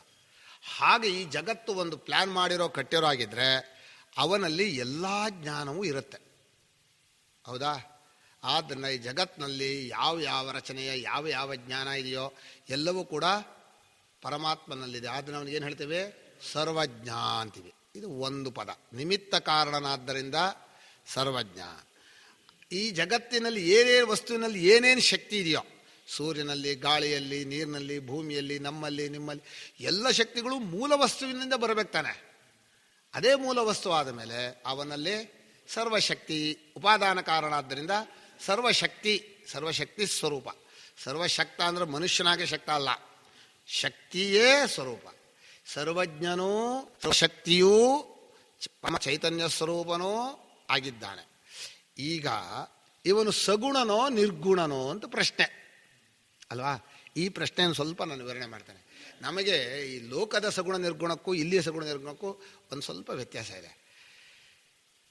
ಸಗುಣ ಅಂದರೆ ಲೋಕದಲ್ಲಿ ಗುಣ ಇದ್ದರೆ ಅದು ನಾಶವಾಗತ್ತೆ. ಹೂವಿನಲ್ಲಿ ಗುಣ ಅಥವಾ ವಸ್ತುವಿನಲ್ಲಿ ಗುಣ, ಮನುಷ್ಯನ ದ್ರವ್ಯದಿಂದ ದ್ರವ್ಯ ಗುಣ ಅಲ್ತಾನೆ ಬಂದಿರೋದು. ಗುಣ ಹೋಗ್ಬಿಡುತ್ತೆ ದ್ರವ್ಯವನ್ನು ಬಿಟ್ಟು. ಗುಣ ಇದ್ದರೆ ಗುಣಗುಣಿ ಭಾವದಲ್ಲಿ ಯಾವತ್ತೂ ಗುಣ ಹೋದ ಕೂಡಲೇ ಗುಣಿನೂ ಸಾಯ್ತಾನೆ, ವಿಕಾರಿ ಆಗ್ತಾನೆ. ಉಪಯನ್ ಅಪಯನ್ ಧರ್ಮ ವಿಕರೋತಿ ಧರ್ಮಿಣಂ. ಧರ್ಮ ಅಂದರೆ ಗುಣ. ಉಪಯನ್ ಅಪಯನ್ ಗುಣ ವಿಕರೋತಿ ಗುಣಿನಂ. ಧರ್ಮ ಧರ್ಮಿಣಂ ಅಂತಿದೆ. ಮನುಷ್ಯನಿಗೆ ಗುಣ ಬರೋದು ಗುಣ ಹೋಗೋದು ಅಂದರೆ ಅದು ಸಾಯತ್ತೆ. ಈಗ ಪರಮಾತ್ಮ ಸಗುಣ ಅಂತ ನೀವು ಯೋಚನೆ ಮಾಡಿದರೆ ಹೋಗ್ಬಿಡ್ತಾನೆ. ಅಪಯನ್ ಧರ್ಮ ವಿಕರೋತಿ ಧರ್ಮಿಣಂ. ಈಗ ಹಾಲಿದೆ, ಹಾಲಿಗೆ ಒಂದು ಬಿಸಿ ಕೊಟ್ರಿ, ಬಿಸಿ ತೆಗೆದ್ರಿ, ಬಿಸಿ ಕೊಟ್ರಿ, ಅದು ವಿಕಾರವಾಗ್ತಾ ಹೋಗುತ್ತೆ. ಹಾಲು ನಿಧಾನವಾಗಿ ವಿಕಾರವಾಗಿ ಅದು ಮೊಸರಾಗತ್ತೋ ಒಡೆದೋಗುತ್ತೋ ಏನೋ ಒಂದು ಆಗತ್ತೆ. ಒಟ್ಟು ಮೂಲ ವಸ್ತುವಿಗೆ ಒಂದು ಗುಣ ಬರೋದು, ಕ್ರಿಯೆಯಾಗಲಿ ಗುಣವಾಗಲಿ ಬರೋದು ಹೋಗೋದು ಮಾಡಿದರೆ, ಈಗ ಬಿಸಿಲು ಚಳಿ ಇದೆಯಲ್ಲ, ಇದು ಪ್ರತಿಯೊಂದು ವಸ್ತುವಿಗೂ ಮುಟ್ಟತ್ತೆ. ಅದೇನಾಗುತ್ತೆ? ಕಬ್ಬಿಣ ಇದ್ದಾಗೆ ಏನಂತೀವಲ್ಲ, ಇವತ್ತು ಚಳಿ ನಾಳೆ ಬಿಸಿಲು, ಇವತ್ತು ಚಳಿ ನಾಳೆ ಬಿಸಿಲು, ಮುಟ್ಟಿ ತುಕ್ಕಿಡಿದು ಬಿಡುತ್ತೆ. ಅದೇನೋ ಹೇಳ್ತಾರೆ, ಆಕ್ಸಿಜನ್ ಇರುತ್ತೆ, ಆ ಕ್ರಿಮಿ ತಿನ್ನುತ್ತೆ, ಅದು ಏನಾದರೂ ಆಗಲಿ, ಒಟ್ಟು ಮೂಲ ವಸ್ತು ಕೆಡತ್ತೆ. ಯಾವಾಗ ಒಂದು ಗುಣ ಬರುತ್ತೆ ಹೋಗುತ್ತೆ ಅಂತ ಹೇಳಿದರೆ ಇರೋ ವಸ್ತು ಕೆಟ್ಟೋಗ್ಬಿಡತ್ತೆ, ನಾಶವಾಗತ್ತೆ. ಆದರೆ ಗುಣವಿದ್ದದ್ದು ಯಾವುದೂ ನಿತ್ಯ ಅಲ್ಲ, ಸತ್ಯ ಅಲ್ಲ, ಶಾಶ್ವತ ಅಲ್ಲ. ಆದ್ದರಿಂದ ಸಗುಣ ಅಂತ ಪರಮಾತ್ಮನನ್ನು ನಾವು ಚಿಂತನೆ ಮಾಡಿದರೆ ಪರಮಾತ್ಮನನ್ನು ನಿತ್ಯ ಅಂತ ಹೇಳ್ಕೊಳ್ಳೋಕೆ ಸಾಧ್ಯ ಇಲ್ಲ.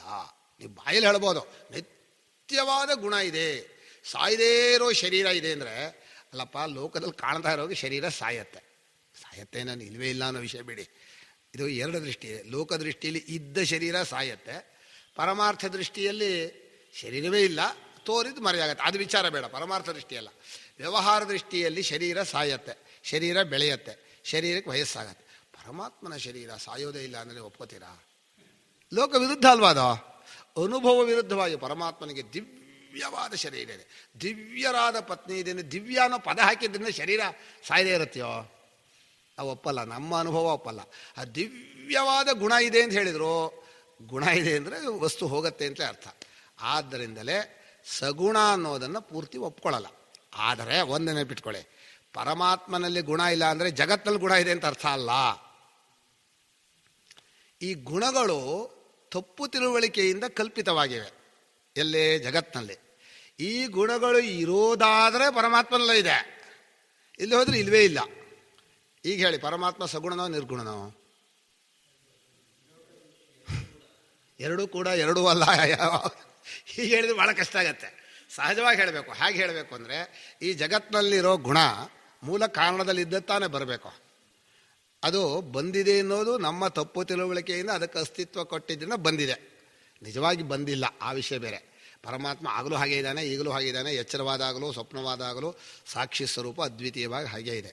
ಆದರೆ ನಮ್ಮ ತಪ್ಪು ತಿಳುವಳಿಕೆ ಇದೆಯಲ್ಲ, ದೇಹೇಂದ್ರಿಯಗಳ ಮೂಲಕ ನೋಡಿದಾಗ, ತಪ್ಪು ತಿಳುವಳಿಕೆ ಅಂದರೆ ದೇಹೇಂದ್ರಿಯಗಳನ್ನು ನಾನೊಂದು ಮಾಡಿಕೊಂಡು ಅವುಗಳ ಮೂಲಕ ಪರಮಾತ್ಮನ ನೋಡಿದಾಗ ಹೀಗೆ ಗುಣಮಯನಾಗಿ ಕಾಣ್ತಾನೆ. ಗುಣಮಯ ಅಂದರೆ ಏನೇನು ವೈಭವವಾಗಿ, ಅದು ಒಳ್ಳೆಯದು ಅಂತ ಇರ್ಬೋದು, ಕೆಟ್ಟದ್ದು ಇರ್ಬೋದು. ಗುಣ ಅಂದರೆ ದೋಷ ಅಂತೂ ಆಗತ್ತಲ್ವ. ಎಲ್ಲ ಗುಣಗಳು ಇದೆ, ಎಲ್ಲ ದೋಷಗಳು ಇದೆ ಅಂತಲೂ ಹೇಳ್ಬೋದು. ಯಾವ ಗುಣಗಳು ಇಲ್ಲ, ಯಾವ ದೋಷವೂ ಇಲ್ಲ. ತಪ್ಪು ತಿಳುವಳಿಕೆಯಿಂದ ಗುಣದೋಷಗಳನ್ನು ಕಲ್ಪಿಸುವುದೇ ದೋಷ. ಇದು ಅರ್ಥ ಆಗೋದು ಕಷ್ಟ. ತಪ್ಪು ತಿಳುವಳಿಕೆ ನಮ್ದಿದೆ, ಅವನಲ್ಲಿ ಗುಣ ದೋಷ ಇದೆ ಅಂತ ಕಲ್ಪನೆ ಮಾಡ್ತೀವಲ್ಲ, ಆ ಕಲ್ಪನೆಯೇ ದೋಷ. ಈಗ ಆ ದೋಷವಿಲ್ಲದೆ ಇರೋದ್ರಿಂದ ಆ ಗುಣ ದೋಷ ಎರಡೂ ಇಲ್ಲ, ನಿರ್ಗುಣ ಅಂತ ಹೇಳ್ಬೋದು. ನಿರ್ಗುಣ ನಿರ್ದೋಷ ಎರಡೂ ಹೇಳಿ. ಆದರೆ ನಿರ್ಗುಣ ಅಂತ ಹೇಳಿದ್ರಿಂದ ಪರಮಾತ್ಮನ ಗುಣ ಇಲ್ಲ, ಇಲ್ಲಿ ಜಗತ್ತಲ್ಲಿ ಗುಣ ಇದೆ ಅಂತ ಅರ್ಥ ಅಲ್ಲ.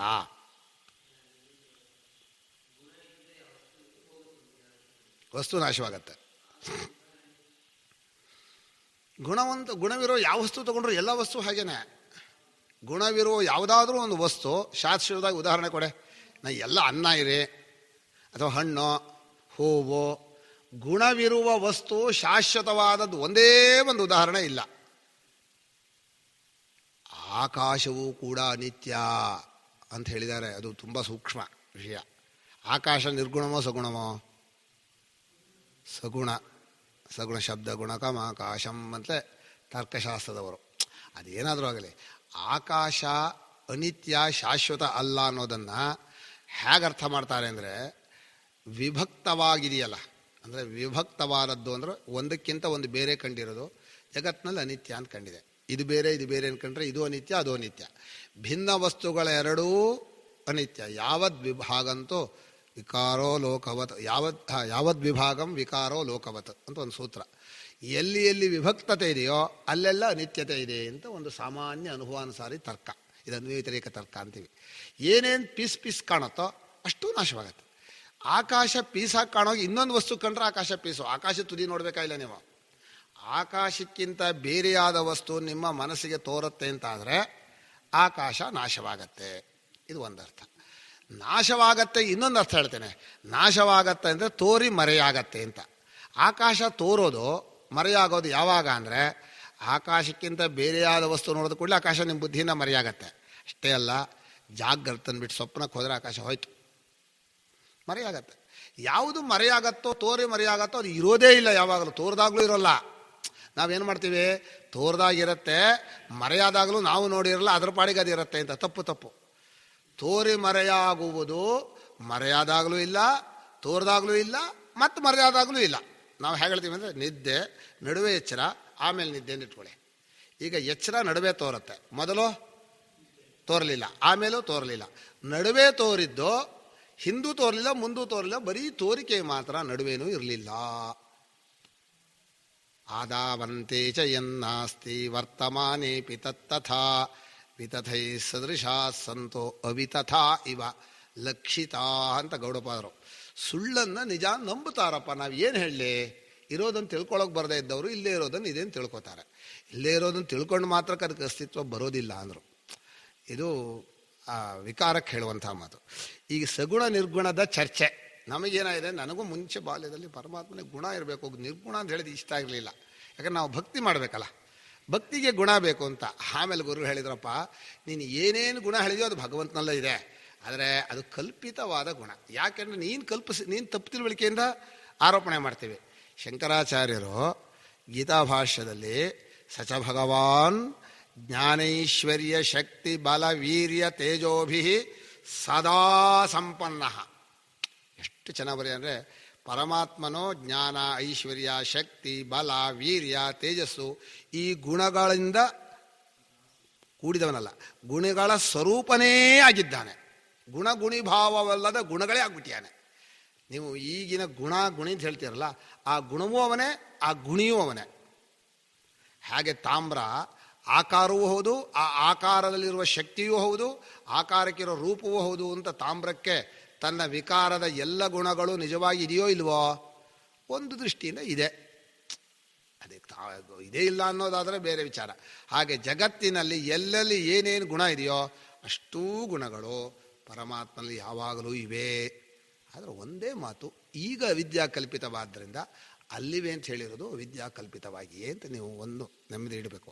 ಯಾಕಂದರೆ ಗುಣಗಳು ಯಾವಾಗಲೂ ಅಲ್ಲಿದೆ ಅಂದರೆ ಮತ್ತೆ ಕೆಟ್ಟ ಹೋಗ್ಬಿಡತ್ತೆ, ಏನೋ ಪರಮಾತ್ಮನ ಕೆಡಿಸ್ಬಿಡ್ತಾರೆ. ಆದ್ದರಿಂದ ಪರಮಾತ್ಮನ ನಿತ್ಯತ್ವ ನಿರ್ಧಾರಣೆಗೆ ನಿರ್ಗುಣ ಅಂತ ಹೇಳ್ತೀವಿ.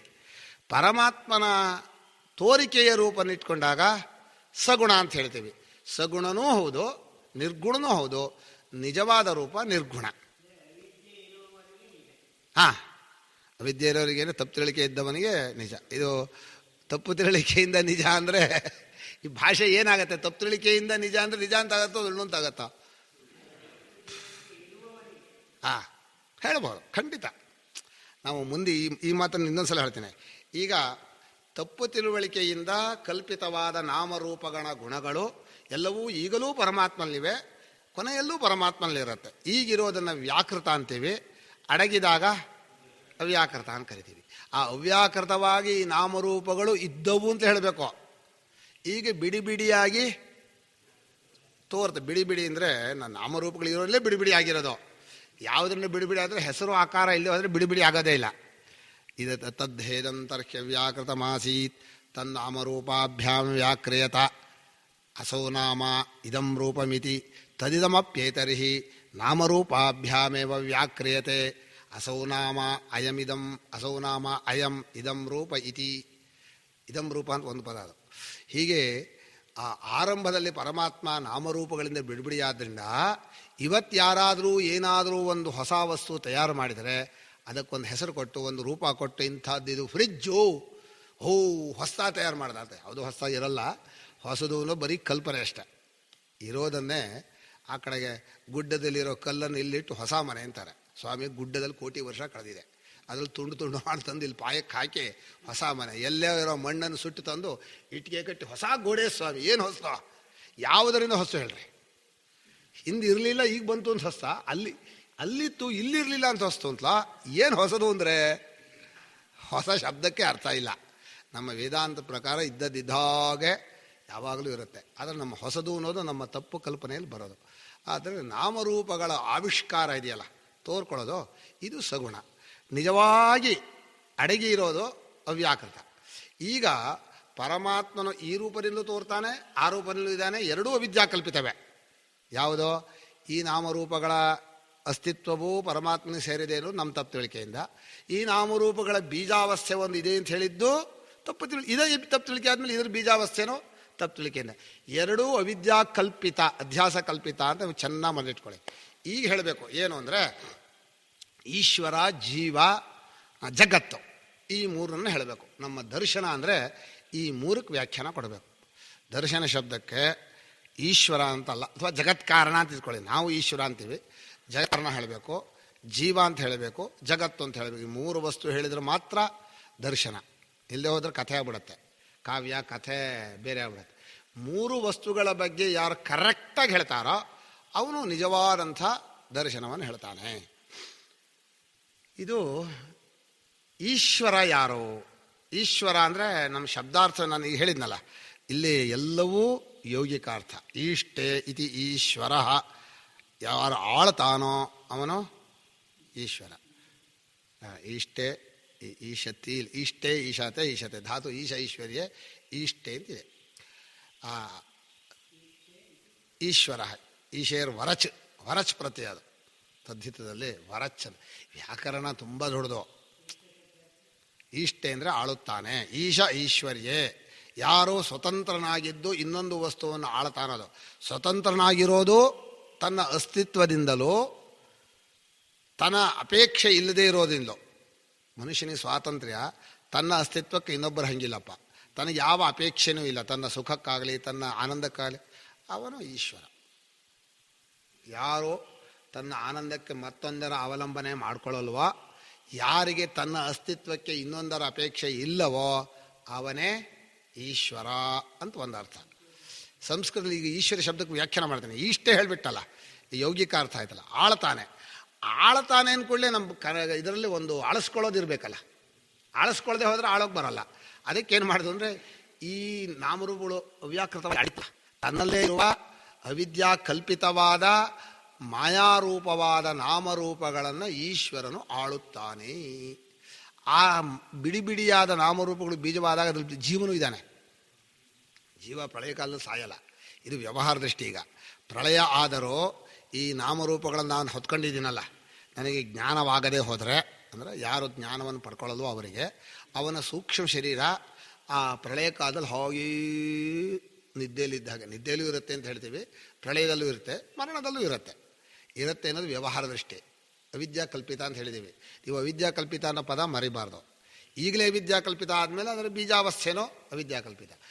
ಆಗ ಆ ಮಾಯೆಯಲ್ಲಿ ಇದ್ದಂಥ ಬೀಜರೂಪವಾದ ನಾಮರೂಪಗಳನ್ನು, ಜೀವರನ್ನು, ಅಂದರೆ ಆಕಾಶಾದಿಗಳ ಬೀಜ ರೂಪವನ್ನು ಅವನು ಈಶ್ವರ ತನ್ನಲ್ಲಿ ಆಳ್ತಾನೆ. ಇದಕ್ಕೊಂದು ದೃಷ್ಟಾಂತ ಹೇಳ್ತೇನೆ. ದೊಡ್ಡ ಕೆರೆಯಲ್ಲಿ ಅಡಗಿರುವ ಅಲೆಗಳನ್ನು, ಗುಳ್ಳೆಗಳನ್ನು, ನೊರೆಗಳನ್ನು ಆ ಕೆರೆ ಆಳತ್ತೆ. ಕೆರೆ ಈಗ ಆಳೋದು ಆಳಿಸ್ಕೊಳ್ಳೋದು ಬೇರೆನೋ ಒಂದೇನೋ ಅಂತ ಕೇಳ್ಬೋದು.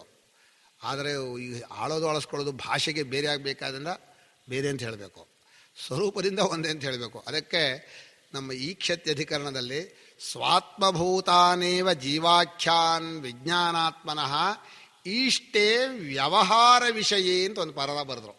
ವ್ಯವಹಾರಕ್ಕೆ ನೀವು ಬಳಸ್ಕೋಬೇಕಾದ್ರೆ ಅವನು ಈಶ್ವರ ಆಗ್ತಾನೆ. ಯಾರೋ ಯಾವ ಪರಬ್ರಹ್ಮನೋ ನಿಮ್ಮ ವ್ಯಾವಹಾರಕ ದೃಷ್ಟಿಯಿಂದ ಅವನು ಈಶ್ವರ ಅನ್ನೋ ಭಾವವನ್ನು ಪಡ್ಕೊಳ್ತಾನೆ. ಈಗ ಸೃಷ್ಟಿ ಹೇಳಬೇಕಾಯ್ತು. ಈಗ ಈಶ್ವರ ಬಂದ ಮೇಲೆ ಈಶ್ವರನೇ ತಾನೇ ಸೃಷ್ಟಿ ಮಾಡೋದು. ಆ ಅವ್ಯಾಕೃತೋಪಾಧಿಯಾದವನು ಈಶ್ವರ ಅಂತ ಹೇಳ್ತಾರೆ. ಕರೆಕ್ಟ್. ಅದು ನಮ್ಮ ಏನು ಕೇಳಿರಲ್ಲ, ಅವ್ಯಾಕೃತ ಅಂದರೆ ಅದೇ ಯಾವುದೋ ಬೀಜರೂಪವಾದ ಎಲ್ಲ ವ್ಯವಸ್ಥೆಗೆ ಅವ್ಯಾಕೃತ, ಅವ್ಯಕ್ತ, ಅಕ್ಷರ, ಪ್ರಕೃತಿ ಪ್ರಧಾನ ಅಂತ ಅವ್ರು ಹೇಳೋದು.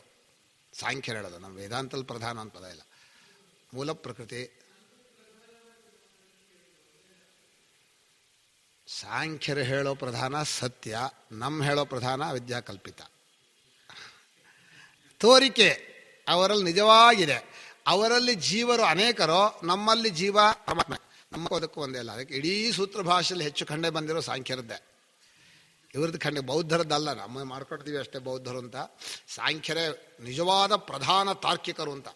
ಈಗಿನ ಯಾರು ತಾರ್ಕಿಕರು ಲೆಕ್ಕ ಇಲ್ಲ. ಶಂಕರರಿಗೆ ಪ್ರಧಾನಮಲ್ಲ ಸಾಂಖ್ಯ. ಭಾಳ ಗಟ್ಟಿಗವನು. ಅಷ್ಟಾಗಿ ನಮ್ಮ ಎಷ್ಟು ಶಾಸ್ತ್ರದಲ್ಲಿ ಸಾಂಖ್ಯಶಾಸ್ತ್ರ ಸೇರಿಕೊಂಡಿದೆ. ಗೀತೆಯಲ್ಲಿದೆ, ಶ್ರೀಮದ್ ಭಾಗವತದಲ್ಲಿದೆ, ಮನ್ವಾದಿ ಸ್ಮೃತಿಗಳಲ್ಲಿದೆ. ಎಷ್ಟೋ ಉಪಯೋಗ ಇದೆ. ಸಾಂಖ್ಯ ಯೋಗ ಶಾಸ್ತ್ರಗಳು ತುಂಬ ನಮ್ಮ ವೈದಿಕ ಪರಂಪರೆಗೆ ತುಂಬ ಕೊಡುಗೆಯನ್ನು ಕೊಟ್ಟಿವೆ. ಅದು ಬೇರೆ. ನಾವು ಸಿದ್ಧಾಂತವನ್ನು ಹೇಳುವಾಗ ವಿಮರ್ಶೆ ಮಾಡೋದು ಬೇರೆ. ಅದರಿಂದ ಕೊಡುಗೆ ತಗೊಂಡಾಗ ಒಪ್ಕೊಳ್ಬೇಕು. ಅದು ಯಾಕೆ ಇಲ್ಲ ಅಂತ ಹೇಳಲೇಬಾರ್ದು. ಈಶ್ವರ ಸ್ವರೂಪ ಅಂದರೆ ಹೀಗೆ. ಇನ್ನು ಜೀವಸ್ವರೂಪ ಅಂದರೆ ಏನು ಅಂತ ಹೇಳಬೇಕು. ಈಗ ಸಗುಣ ಬ್ರಹ್ಮ ಅಂದರೆ ಚೆನ್ನಾಗಿ ಪ್ರಶ್ನೆ ಬಂತು. ಸಗುಣ ಬ್ರಹ್ಮ ಅನ್ನೋದು ಈಗ ಸೃಷ್ಟಿಯಾದ ಮೇಲೂ ಸಗುಣ ಬ್ರಹ್ಮ. ಹೌದು, ಈಗಲೂ ಈಶ್ವರ ಇದ್ದಾನೆ. ವ್ಯತ್ಯಾಸ ಆಗಲ್ಲ. ನೀವು ಕೇಳಿ ಸರಿನೇ. ಆದರೆ ನಾನು ಇನ್ನೊಂದು ಬಿಡಿಸ್ತೀನಿ. ಇಲ್ಲಿ ಈ ಮಾಯೆ ಅನ್ನೋ ಪದ ಬಿಡಿಸ್ಬೇಕು. ಇಲ್ಲಿ ಹೋದ್ರೆ ಮುಂದಕ್ಕೆ ಹೋಗೋಕ್ಕಾಗಲ್ಲ. ಈ ತಪ್ಪು ತಿಳುವಳಿಕೆಯಿಂದ ಕಲ್ಪಿತವಾದ ಈಶ್ವರನ ರೂಪ ಅಂತ ಹೇಳ್ತೀವಲ್ಲ, ಅದು ಈಶ್ವರನೇ ತಾನೆ. ಈಗ ನೀವು ಅಲೆ ಅಂತ ಕರೀಲಿ, ಇದು ನೀರೇ ತಾನೆ ಅದು. ಹಾಗೆ ಪರಮಾತ್ಮನೇ ಈ ರೂಪವಾಗಿ ತೋರ್ತಾನೆ. ಈಗ ಇದು ಮಾಯೆ. ನೀವು ಅಚೇತನವೋ ಚೇತನವೋ? ಈಶ್ವರನೇ ಆದ್ದರಿಂದ ಚೇತನ. ಕರೆಕ್ಟ್ ಅದು. ಆದರೆ ನಮ್ಮ ಇಂದ್ರಿಯ ದೃಷ್ಟಿಗೆ ಅದು ಜಡ ಅಂತ ಕಾಣ್ತಾ ಇದೆ. ನಿಜವಾಗಿ ಮಾಯೆಯನ್ನು ಮಾತೆ ಅಂದರೆ ಪರಮೇಶ್ವರನ ರೂಪ ಅಂತ ಪೂಜೆ ಮಾಡಿದರೆ ಇದೇ ಈಶ್ವರ ಮಾಯೆ ಕೈ ಹಿಡ್ಕೊಂಡು ಕರ್ಕೊಂಡು ಹೋಗ್ತಾನೆ. ಅಂದರೆ ಮಾಯೆ ಅಂದರೆ ಪರಮೇಶ್ವರನು ಜಗದ್ರೂಪನಾಗಿ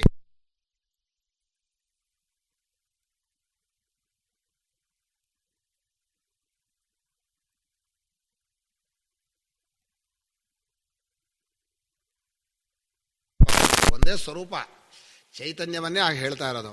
ಯಾವಾಗ ಪರಮಾತ್ಮನು ನಮ್ಮ ಮುಂದೆ ಜಗದ್ರೂಪನಾಗಿ ಎಚ್ಚರದಲ್ಲಿ ತೋರ್ತಾ ಇದ್ದಾನೆ, ಅವನನ್ನು ನೀನು ಅದು ಪರಮೇಶ್ವರನಿಗಿಂತ ಬೇರೆ ಅಂತ ಆಗಲಿ ಅದೇ ಅಂತ ಆಗಲಿ ಅಂತ ಹೇಳೋದು. ಅದಕ್ಕೆ ನಾವು ಪಾರ್ವತಿ ಪರಮೇಶ್ವರು ಎರಡಲ್ಲ ಒಂದು ಅಲ್ಲ ಅಂತೀವಿ ನಾವು. ಈ ಕಷ್ಟ ಏನು ಅಂದರೆ ಅವನನ್ನೇ ಹೀಗೆ ನೋಡ್ತಾ ಇದ್ದೀವಿ. ನೀರನ್ನು ಅಲೆಯಾಗಿ ನೋಡಿದಾಗ ಅಲೆ ನೀರು ಎರಡೋ ಒಂದೋ?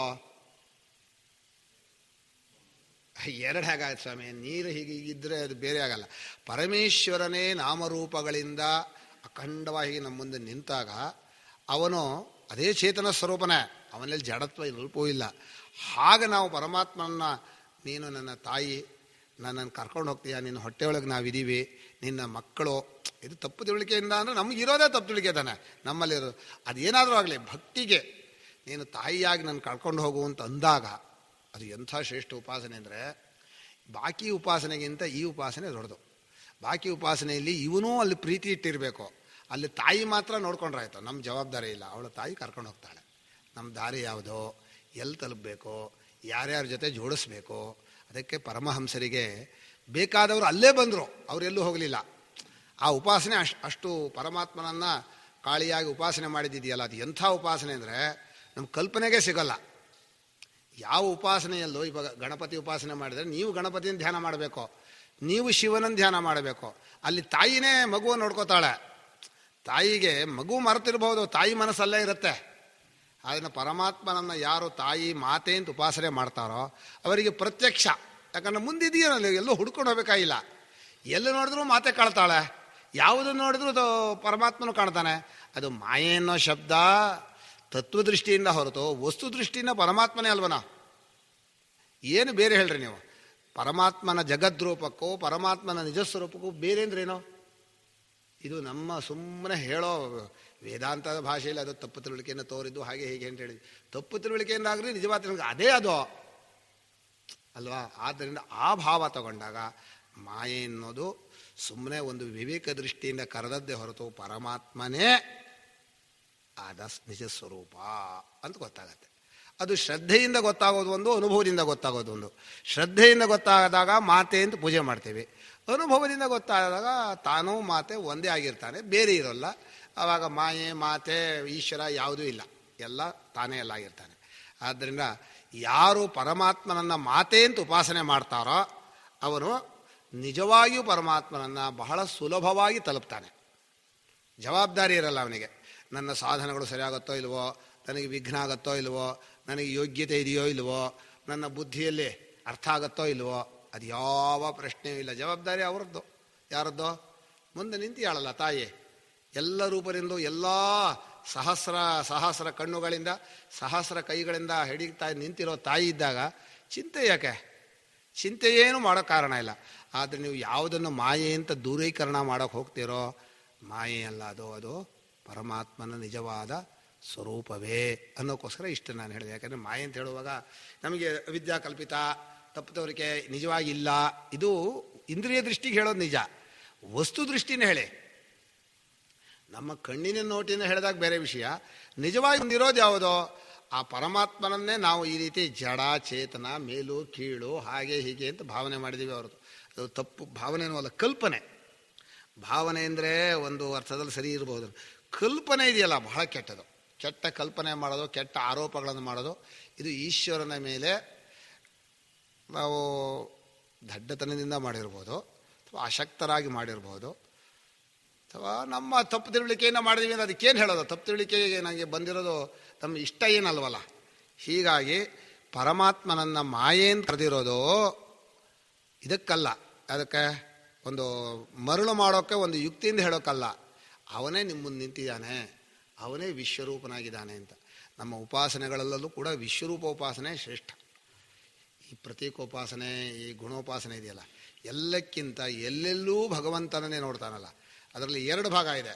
ಗುಣವಾದ ವಸ್ತುವಿನಲ್ಲಿ ಭಗವಂತನ ಕಾಣೋದು ಒಂದು ಭಾಗ. ಯದ್ಯದ್ ವಿಭೂತಿ ಮತ್ ಸತ್ವಂ ಶ್ರೀಮದ್ ಊರ್ಜಿತಮೇವ ಅಂತ ಹೇಳಿದ್ದು. ಅಥವಾ ಬಹುನೈತೇನ ಕಿಂ ಜ್ಞಾತೇನ ತವಾರ್ಜುನ ವಿಷ್ಟಭ್ಯಾಹಮಿದಂ ಕೃತ್ಸ್ನಂ ಏಕಾಂಶೇನ ಸ್ಥಿತೋ ಜಗತ್.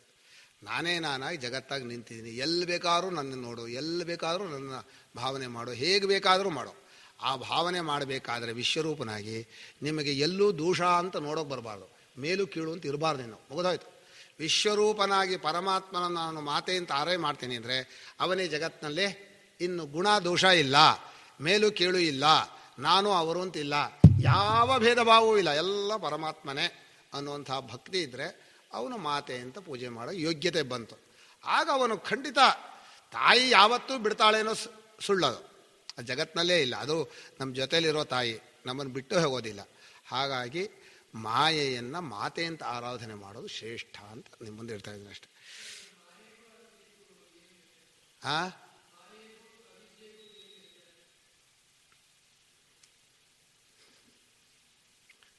ನಾನು ನನ್ನ ಬುದ್ಧಿಯಲ್ಲಿರುವಂಥ ಸಹಜವಾಗಿ ಬಂದ ತಪ್ಪು ತಿಳುವಳಿಕೆಯನ್ನು ವಿದ್ಯೆ ಅಧ್ಯಾಸ ಅಂತ ಕರಿತೀವಿ.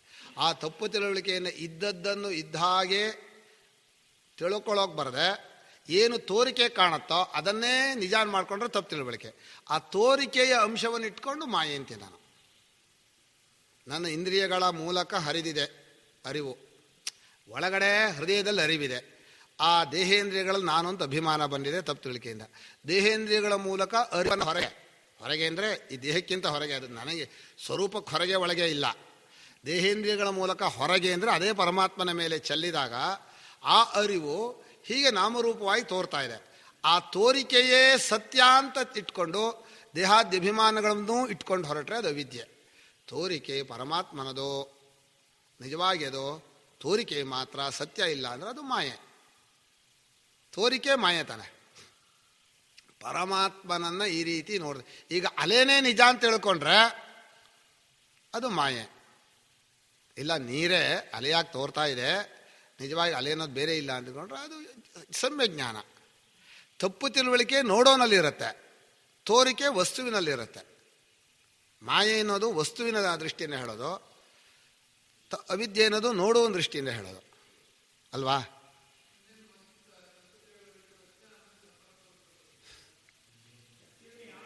ಅಲ್ಲ, ನೀವು ಮೊದಲು ಆಮೇಲೆ ಅಂತ ಹೇಳಿದಕ್ಕೆ ಬಿಡಿಸಿ ಹೇಳಿ, ನಂಗೆ ಅರ್ಥ ಆಗಲಿಲ್ಲ. ಮೊದಲು ಆಮೇಲೆ ಅಂದ್ರೆ ಏನು? ಮೊದಲು ತಪ್ಪು ತಿಳುವಳಿಕೆ ಬರಬೇಕಾದ್ರೆ ಈಗ ಅದು ಒಂದು ದೃಷ್ಟಿಯಿಂದ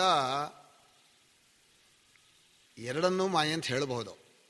ಹೇಗೆ ಹೇಳ್ಬೋದು ಅಂತ ಹೇಳ್ತೀನಿ, ಯುಕ್ತಿಯಿಂದ ಹೇಳೋದು. ಈಗ ಪ್ರಪಂಚವೆಲ್ಲ ಮಾಯೆ ತಾನೆ, ತೋರಿಕೆ ತಾನೆ. ಪರಮಾತ್ಮನ ಮಾಯೆ ಅಂದರೆ ತೋರಿಕೆ ಅಂತ ಅರ್ಥ.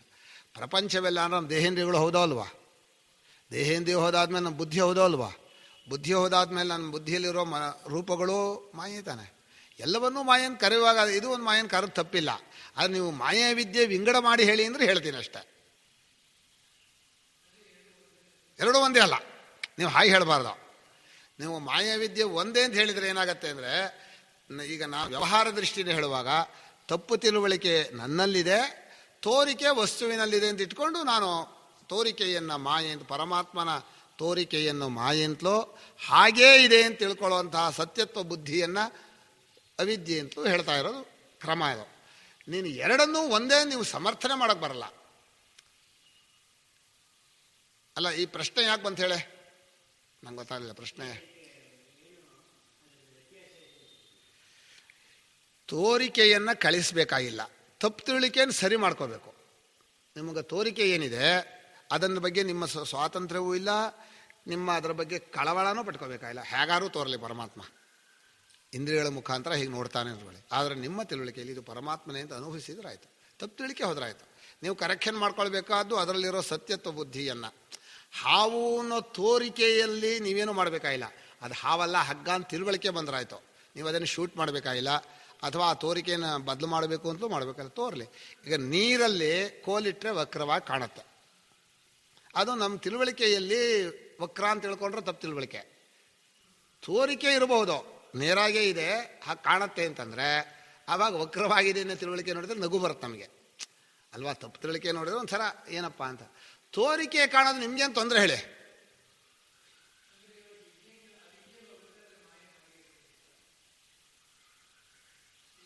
ಮಾಯೆ ಹಾಗೆ ಇರುತ್ತೆ ಅನ್ನೋ ಶಬ್ದಕ್ಕೆ ಅರ್ಥ ಇಲ್ಲ ನನಗೆ. ಯಾವಾಗಲೂ ಇಲ್ಲದೇ ಇರೋ ತೋರಿಕೆಗೆ ಮಾಯೆ ಅಂತ ಹೆಸರು. ಹಾಗೆ ಇರುತ್ತೆ ಅಂದೇನೋ, ತೋರಿಕೆ ಇರ್ಬೋದು, ವ್ಯವಹಾರ ದೃಷ್ಟಿಯೇ ಇರ್ಬೋದು. ಹೌದು, ಜ್ಞಾನಿಗಳಿಗೂ ಪ್ರಪಂಚದ ತೋರಿಕೆ ಇರುತ್ತೆ, ಸರಿ ಒಪ್ಕೊಂಡೆ. ಹಾಗೆ ಇರುತ್ತೆ ಅಂತ ಹೇಳಬಾರ್ದು. ಹಾಗೆ ಮಾಯೆ ಹಾಗೆ ಇರುತ್ತೆ ಅನ್ನೋ ಶಬ್ದಕ್ಕೆ ಪರಮಾತ್ಮನು ಹಾಗೆ ಇರ್ತಾನೆ ಅಂತ, ಅದು ಸರಿನೇ.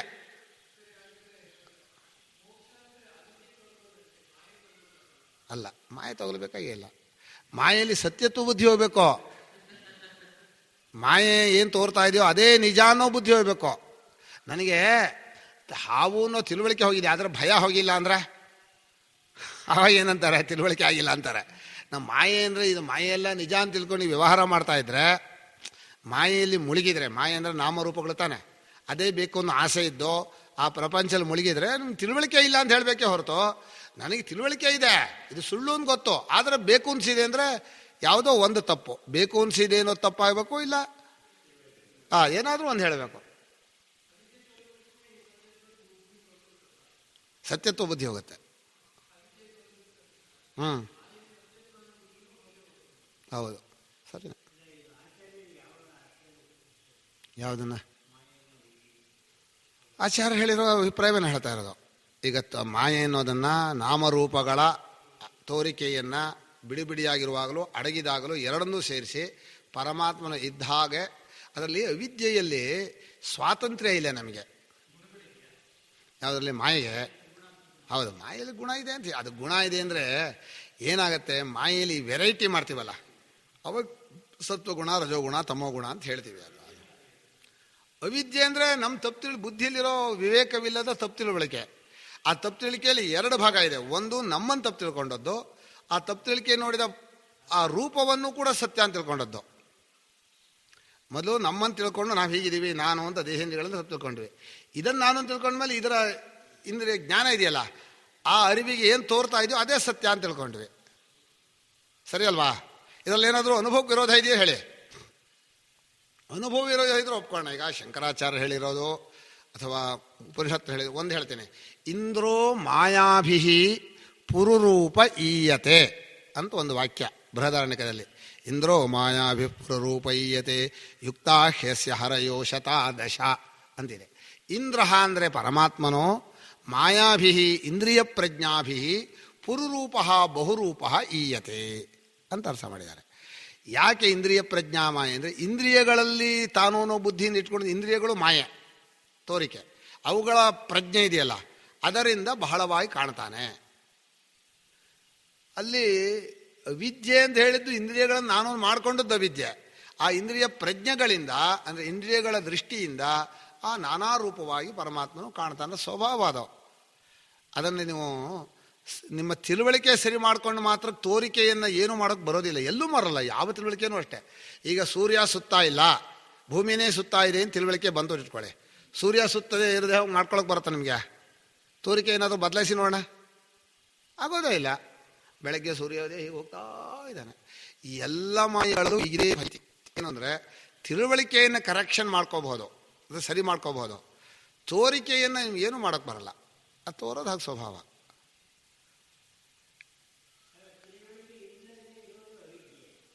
ತಪ್ಪಾಗಿ ತಿಳ್ಕೊಳ್ಳೋದು, ಬರೀ ತಿಳುವಳಿಕೆ ಇಲ್ಲದೆ ಇರೋದಲ್ಲ. ದೇಹೇಂದ್ರಿಯಗಳನ್ನು ಇದು ಅಧ್ಯಾಸ ಅನ್ನೋದು ಅವಿದ್ಯೆ ಅನ್ನೋದು ಒಂದೇ ಇಟ್ಕೊಳ್ಳಿ. ಅಧ್ಯಾಸ ತಮೇ ತಮ್ ಏವಂ ಲಕ್ಷಣಂ ಅಧ್ಯಾಸಂ ಪಂಡಿತಾ ಅವಿದ್ಯೇತಿ ಮನ್ಯಂತೆ ಅಂತ ಹೇಳಿದ್ದಾರೆ. ಆದ್ದರಿಂದ ಅಧ್ಯಾಸ ಅವಿದ್ಯೆ ಅರ್ಥ ಒಂದೇ. ಅದಕ್ಕೆ ತುಂಬ ಹೆಸರಿದೆ. ಅಧ್ಯಾಸ, ಅವಿದ್ಯೆ, ತಮ, ಭ್ರಾಂತಿ, ಮಿಥ್ಯಾಜ್ಞಾನ, ಮಿಥ್ಯಾಗ್ರಹಣ, ಅನ್ಯಥಾಗ್ರಹಣ, ಮಿಥ್ಯಾ ಪ್ರತ್ಯಯ, ವಿಪರೀತ ಪ್ರತ್ಯಯ, ಹೀಗೆ ನೂರಾರು ಹೆಸರಿದೆ ಭಾಷ್ಯದಲ್ಲಿ. ಅದು ಒಂದಲ್ಲ ಎರಡಲ್ಲ, ಎಲ್ಲ ಅದೇ ಅರ್ಥವೇ. ತಪ್ಪು ತಿಳುವಳಿಕೆ ಅಂತ ಸಂಗ್ರಹ ಹೇಳೋದು. ತಪ್ಪು ತಿಳುವಳಿಕೆ ಅನ್ನೋದು ಕಾದಾಚಿತ್ಕ ಬೇರೆ, ಅನ್ಯೋನ್ಯಾಧ್ಯಾಸ ಬೇರೆ. ಈ ತಪ್ಪು ತಿಳುವಳಿಕೆಯನ್ನು ಹೇಳ್ತಾ ಇರೋದು ನಾವು. ವಿಶ್ವರಸ್ಪತ್ ಪ್ರತ್ಯೇಗೋಚರಯೋ ಅಂತ ಹೇಳಿದ್ನಲ್ಲ, ಆ ತಪ್ಪು ತಿಳುವಳಿಕೆಯ ವಿದ್ಯೆ ಅಧ್ಯಾಸ. ಅದು ಅನುಭವಕ್ಕೂ ಗೊತ್ತಾಗತ್ತೆ ನಮಗೆ.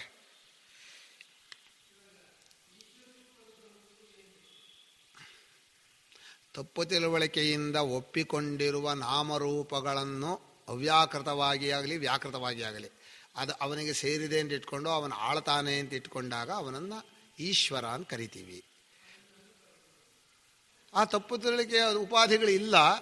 ನಾವೇ ನಮ್ಮ ನಿಜಸ್ವರೂಪದಿಂದ ಪರಮಾತ್ಮನ ಕಂಡುಕೊಂಡಾಗ ಅದು ಪರಬ್ರಹ್ಮ ಇದ್ದಾಗಿದೆ. ಪರಬ್ರಹ್ಮ ಹೇಗಿದೆಯೋ ಹಾಗೇ ತಿಳ್ಕೊಂಡಾಗ ಅದು ಪರಬ್ರಹ್ಮ.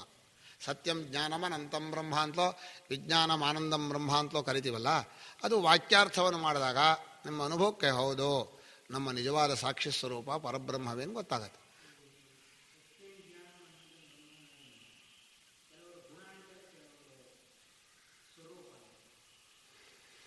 ಅಲ್ಲ, ಅದು ಗುಣ ಅನ್ನೋದು ನಾನು ಮೊದಲು ಹೇಳಿದೆ, ಗುಣ ಅಂತ ಕಲ್ಪನೆ ಮಾಡಿದ್ರೆ ತಪ್ಪಾಗತ್ತೆ. ಅದು ನಾನು ಹೇಳಿದ್ನಲ್ಲ, ವಸ್ತು ಶಾಶ್ವತ ಆಗೋದು, ಗುಣ ಇರೋದು ಅನ್ನೋದು ಸುಳ್ಳೋದು. ಸತ್ಯ ಶಬ್ದವನ್ನು ಬದಲಾಯಿಸದ, ಮರೆಯಾಗದ, ಒಂದೇ ರೂಪದಿಂದ ಇರುವ ವಸ್ತು ಸತ್ಯ ಅಷ್ಟೇ. ತುಂಬ ಬಳಸಬಾರ್ದು, ಮೂರು ಕಾಲದಲ್ಲಿರೋದು ಅಂತ ಅರ್ಥ ಮಾಡಬಾರ್ದು. ಯದ್ರೂಪೇಣ ಯನ್ನಿಶ್ಚಿತಂ ತದ್ರೂಪಂ ನವ್ಯಭಿಚರಿತಿ ತತ್ಸತ್. ಯಾವುದರ ಸ್ವರೂಪ ಎಂದೆಂದೂ ಬದಲಾಯಿಸಲ್ವೋ ಮತ್ತು ಯಾವುದರ ಸ್ವರೂಪ ತೋರಿ ಮರೆಯಾಗೋದಿಲ್ವೋ, ನಮ್ಮ ಬುದ್ಧಿಯನ್ನು ಬಿಟ್ಟು ಹೋಗೋದಿಲ್ವೋ, ಅದು ಸತ್ಯ. ಇನ್ನು ಅದಕ್ಕೆ ಸತ್ಯಕ್ಕೆ ಇನ್ನೊಂದು ಭಾಗ ಬೇಕಲ್ಲ ನಾವು ಹೇಳಬೇಕಾದ್ರೆ. ಅದು ಇನ್ನೊಂದು ಅನೃತ ಇದೆ ಅಂತಲ್ಲ, ಅನೃತ ಅಂದರೆ ಸುಳ್ಳು ಇದೆ ಅಂದರೆ ಏನರ್ಥ? ಈಗ ವಿಕಾರವಾದದ್ದು ತೋರಿಕೆ ಮುಂದಿದೆ, ಎಲ್ಲ ಚೇಂಜ್ ಆಗ್ತಾ ಇದೆ. ಎಲ್ಲ ಚೇಂಜ್ ಆಗ್ತಾ ಇದೆ, ಏನು ಗೊತ್ತಾಗ್ತಾ ಇದೆ ಅಂತ ಇಟ್ಕೊಳ್ಳೋಣ ಒಂದು ಅನುಭವನ. ಈಗ ನಿಮ್ಮ ಅನ್ವಯ ವ್ಯತಿರೇಕ ನೋಡಿ, ಎಲ್ಲ ಚೇಂಜ್ ಆಗ್ತಾ ಇದೆ, ಎಲ್ಲ ಬದಲಾಯಿಸ್ತಾ ಇದೆ, ನಾನು ಬದಲಾಯಿಸ್ತಾ ಇದ್ದೀನಿ ಅಂತ ಗೊತ್ತಾಗ್ತಾ ಇದೆ. ಆ ಗೊತ್ತಾಗ್ತಾ ಇರೋ ಅನುಭವ ಬದಲಾಯಿಸತ್ತೋ ಇಲ್ವೋ? ಬದಲಾಯಿಸಲ್ಲ. ಬದಲಾಯಿಸ್ಬಿಟ್ರೆ ಬದಲಾವಣೆ ಗೊತ್ತಾಗಲ್ಲ. ಎಲ್ಲವೂ ಚಲನೆಯಲ್ಲಿದೆ, ಎಲ್ಲವೂ ಬದಲಾವಣೆ ಆಗ್ತಾ ಇದೆ ಅಂತ ಯಾವ ಅರಿವಿಗೆ ಗೊತ್ತಾಗತ್ತೋ ಆ ಅರಿವು ಬದಲಾಯಿಸೋದಿಲ್ಲ. ಅದು ಬದಲಾಯಿಸ್ತಾ ಇಲ್ಲ ಇರೋದ್ರೆ ಇದು ಗೊತ್ತಾಗೋದು, ಇಲ್ಲ ಇದು ಗೊತ್ತಾಗೋಲ್ಲ. ಇದು ಒಂದು ರೀತಿ ತರ್ಕ ಇರ್ಬೋದು, ಆದರೆ ಅಸ್ತಿತ್ವಕ್ಕೆ ನಿಮಗೆ ಸಾಕು. ಬದಲಾವಣೆ ಇಲ್ಲದ ಅರಿವು ಒಂದಿದೆ, ಚೇಂಜ್ ಆಗದೆ ಇರೋದು, ಮೂಮೆಂಟ್ ಇಲ್ಲದೆ ಇರೋದು, ಹಾಗೇ ಇರೋದು, ಎಂದೆಂದೂ ಒಂದೇ ರೂಪ ಇರುವಂಥ ಒಂದು ಅರಿವಿದೆ ಅನ್ನೋದಕ್ಕೆ ಇದು ಸಾಕು, ಈ ತರ್ಕ ಸಾಕು. ಈ ಬದಲಾವಣೆ ಗೊತ್ತಾಗ್ತಾ ಇರೋದೆ. ಆದ್ದರಿಂದ ಇದು ಸುಳ್ಳು ಅಂತ ಹೇಳೋದ್ರಿಂದ ಅದು ಸತ್ಯ ಅಂತ ಒಂದು ಅಧ್ಯಾರೋಪ ದೃಷ್ಟಿಯನ್ನೇ ಹೇಳಿದ್ವಿ. ನಾನು ಅದಕ್ಕೆ ಅವತ್ತೇ ಹೇಳಿದೆ, ನಾನು ಅಧ್ಯಾರೋಪ ಆಗಲ್ಲ. ಅದಕ್ಕೆ ಭಾಷ್ಯಕಾರ ಬಹಳ ಕಷ್ಟಪಟ್ಟಿದ್ದಾರೆ. ಸತ್ಯ ಅಂದ್ರೇನು, ಕಾರಣ ಸ್ವರೂಪ, ಕಾರಣ ಅಂದ್ರೇನು, ಬದಲಾಯಿಸದೇ ಇರೋದು ಅಂದರೆ ಜಡ ಆಗತ್ತಲ್ವಾ, ಅವ ಜಡ ಅನ್ನೋಕ್ಕೆ ಮುಂದೆ ಜ್ಞಾನ ಪದ ಬಂದಿದೆ ಅಂತ ಹೇಳಿ ಅಲ್ಲಿ ಚರ್ಚೆ ಮಾಡಿ ಈ ಜ್ಞಾನದಲ್ಲಿ ತೊಂದರೆ. ಜ್ಞಾನ ಅಂದ್ರೇನೋ ಬುದ್ಧಿಯಲ್ಲಿ ನಿಶ್ಚಯವಾಗೋದು ಜ್ಞಾನ, ಗೊತ್ತಾಯಿತು ಅಂತ ಜ್ಞಾನ ಶಬ್ದಕ್ಕೆ ಅರ್ಥ. ಆದರೆ ಇಲ್ಲಿ ಅದಲ್ಲ, ಬುದ್ಧಿ ಗೊತ್ತಾಗದೆ ಆಗಲಿ ಅದು ಗೊತ್ತಾಗತ್ತಲ್ಲ. ಎಚ್ಚರ ಆಯ್ದು ನಿದ್ದೆ ಬರೋದು ಅದು ಜ್ಞಾನ ಸ್ವರೂಪ. ನಮ್ಮಲ್ಲಿ ಜ್ಞಾನ ಕ್ರಿಯೆ, ಜ್ಞಾನ ಗುಣ ಎರಡೂ ಗೊತ್ತು. ಜ್ಞಾನ ವಸ್ತು ಅಂತ ಇಟ್ಕೊಂಡಿಲ್ಲ ನಾವು. ಇಲ್ಲಿ ವಸ್ತು ಅಂತ ಹೇಳ್ತಾ ಇದ್ದಾರೆ. ಅರಿವಿನ ರೂಪ ಅಂತ ಹೇಳುವ, ಅರಿವು ಅನ್ನೋದು ಕ್ರಿಯೆ ಗೊತ್ತು, ಅರಿವು ಅನ್ನೋದು ಒಂದು ಗುಣ ಅಂತ ಹೇಳ್ತೀವಿ. ಎರಡೂ ಅಲ್ಲ. ವೇದಾಂತಿಗಳಲ್ಲಿ ಅರಿವು ಅನ್ನೋದು ನಮ್ಮ ಸ್ವರೂಪವು. ಸ್ವರೂಪವಾದ ಅರಿವು ಬೇರೆ, ಬುದ್ಧಿಯಲ್ಲಿರುವ ಅರಿವು ಕ್ರಿಯೆ. ಆ ಬುದ್ಧಿಯ ಅರಿವು ಕ್ರಿಯೆಯಲ್ಲಿ ನೀವು ಬುದ್ಧಿವಂತರಾದರೂ ದಡ್ರೆ, ಯಾಕಂದ್ರೆ ನಾನು ಅದನ್ನು ಮಾಡ್ಕೊಂಡ್ವಿ. ಸ್ವರೂಪದ ಅರಿವಲ್ಲಿದ್ದಾಗ ನಾನು ಅನ್ನೋದಿರೋಲ್ಲ. ಆದರೆ ಅವನು ಬುದ್ಧಿವಂತನೂ ಅಲ್ಲ, ದಡ್ಡನೂ ಆಗಿರಲಿಲ್ಲ. ಅವನು ನಿಜವಾದ ಬುದ್ಧಿವಂತ ಅಂತಾನೆ. ಅದು ಬುದ್ಧಿವಂತ ಅನ್ನೋದು ಸಬುದ್ಧಿಮಾನ ಹೇಳಿದಾಗ ಇದು ಏನಾಗಿದೆ, ಬುದ್ಧಿಯನ್ನು ಬಿಟ್ಟಾಯ್ತು. ನಾನು ಬುದ್ಧಿ ಅಲ್ಲ, ಈಗ ನಾನು ಬುದ್ಧಿವಂತ ಹೌದೋ ಅಲ್ವೋ? ಬುದ್ಧಿವಂತ ಭಾಳ ಕಷ್ಟ ಕಣ್ರಿ, ಇದು ಅದ್ಭುತ ಇದೆ. ಹೀಗೆ ಜೀವನ ಸ್ವರೂಪವನ್ನು ವಿವರಣೆ ಮಾಡಬೇಕು. ಎರಡನೇದು ಈಶ್ವರ ಸ್ವರೂಪ ಆಯಿತು. ಈಶ್ವರ ಸ್ವರೂಪ ಅಂದರೆ ಈ ಜಗತ್ತನ್ನು ಆಳುವವನು, ಕರ್ಮಫಲವನ್ನು ಕೊಡುವವನು ಅಂತ ಶಾಸ್ತ್ರದಲ್ಲಿ ಹೇಳಿದ್ರನ್ನು ಹಾಗೆ ಒಪ್ಕೊಂಡ್ರೆ ಅದು ಕರೆಕ್ಟು. ಯಾಕೆಂದರೆ ಎಲ್ಲ ಜಾಗದಲ್ಲೂ ಇರಬೇಕಾದ್ರೆ ಅವನು ತಾನೆ ನಾವು ಕರ್ಮ ಮಾಡಿದಾಗಲೂ ಮುಂದೆ ಅನುಭವಿಸಲು ಕಾಮನ್ ಆಗಿರೋನು ಕೊಡೋಕೆ ಬರುತ್ತೆ. ಕೊಡೋದು ಅಂದರೆ ಯಜಮಾನ ಕೊಡೋದಾಗಲ್ಲ, ಅವನೇ ಕರ್ಮಫಲ ರೂಪನಾಗಿ ಮುಂದೆ ಬಂದು ನಿಂತ್ಕೋತಾನೆ. ಬರೀ ಒಳ್ಳೇದಕ್ಕಲ್ಲ, ಕೆಟ್ಟಕ್ಕೂ ಅವನೇ ಬರ್ತಾನೆ. ಅವನಿಗೆ ಒಳ್ಳೇದು ಕೆಟ್ಟದ್ದು ಇಲ್ವಲ್ಲ. ಒಂದು ಹಸು ಒದೀತು ಅಂತ ಇಟ್ಕೊಳ್ಳೆ, ಆ ಭಗವಂತ ಅನುಗ್ರಹ ಮಾಡಿದೆ, ಯಾಕಂದರೆ ಅವನು ಆ ಒದೆಯೋ ರೂಪದಿಂದ ಬಂದು ಒದ್ದಿಯಾನೆ, ನಾವು ಮಾಡಿರೋ ಕೆಟ್ಟ ಕರ್ಮಕ್ಕೆ ಮಾಡಿದ್ದಾನೆ. ಅಯ್ಯೋ ಒದ್ಬಿಡ್ತಲ್ಲ ಅನ್ಬಾರ್ದು. ನೀವು ಯಾರು ಕೊಟ್ಟಿರೋದೋ? ನಾವೇ ಹಿಂದೆ ಮಾಡಿರೋ ಪಾಪಕರ್ಮಕ್ಕೆ ನಾವೇ ಅನುಭವಿಸಬೇಕಾದ ಫಲ. ಆವಾಗ ಮಾಡುವಾಗ ಪಾಪಕರ್ಮಕ್ಕೆ ಫಲ ಬೇಡ ಮಾಡಿರ್ತಾನೆ, ಆದರೆ ಅಲ್ಲಿ ರೆಕಾರ್ಡಾಗಿ ಹೋಗಿರುತ್ತೆ. ಈಶ್ವರನಲ್ಲಿ ಯಾರು ಯಾವ ಕ್ಷಣದಲ್ಲಿ ಏನು ಹಿಂಸೆ ಮಾಡಿದರೋ ತಕ್ಷಣದಲ್ಲಿ ರೆಕಾರ್ಡ್ ಆಗಿಬಿಡುತ್ತೆ. ಬರೀ ರೆಕಾರ್ಡ್ ಅಲ್ಲ, ನೆಕ್ಸ್ಟ್ ಫಲ ಟೈಮು ನಿಶ್ಚಿತವಾಗಿ ಹೋಗುತ್ತೆ. ಇದೇ ಟೈಮು ಹೀಗೆ ಫಲ ಆಗಬೇಕು ಅಂತ ಯಾರ ಕೈಲೂ ತಪ್ಪಿಸ್ಕೊಳಕ್ಕಾಗಲ್ಲ. ಅವನು ಎಷ್ಟು ಸರ್ವಜ್ಞ ಅಂದರೆ ಇಷ್ಟೂ ಜನರ ಇಷ್ಟೂ ಮನಸ್ಸಿನಲ್ಲಿ ಯೋಚನೆ ಮಾಡಿದ್ದು ರೆಕಾರ್ಡ್ ಮಾಡ್ತಾನೆ ಅವನು.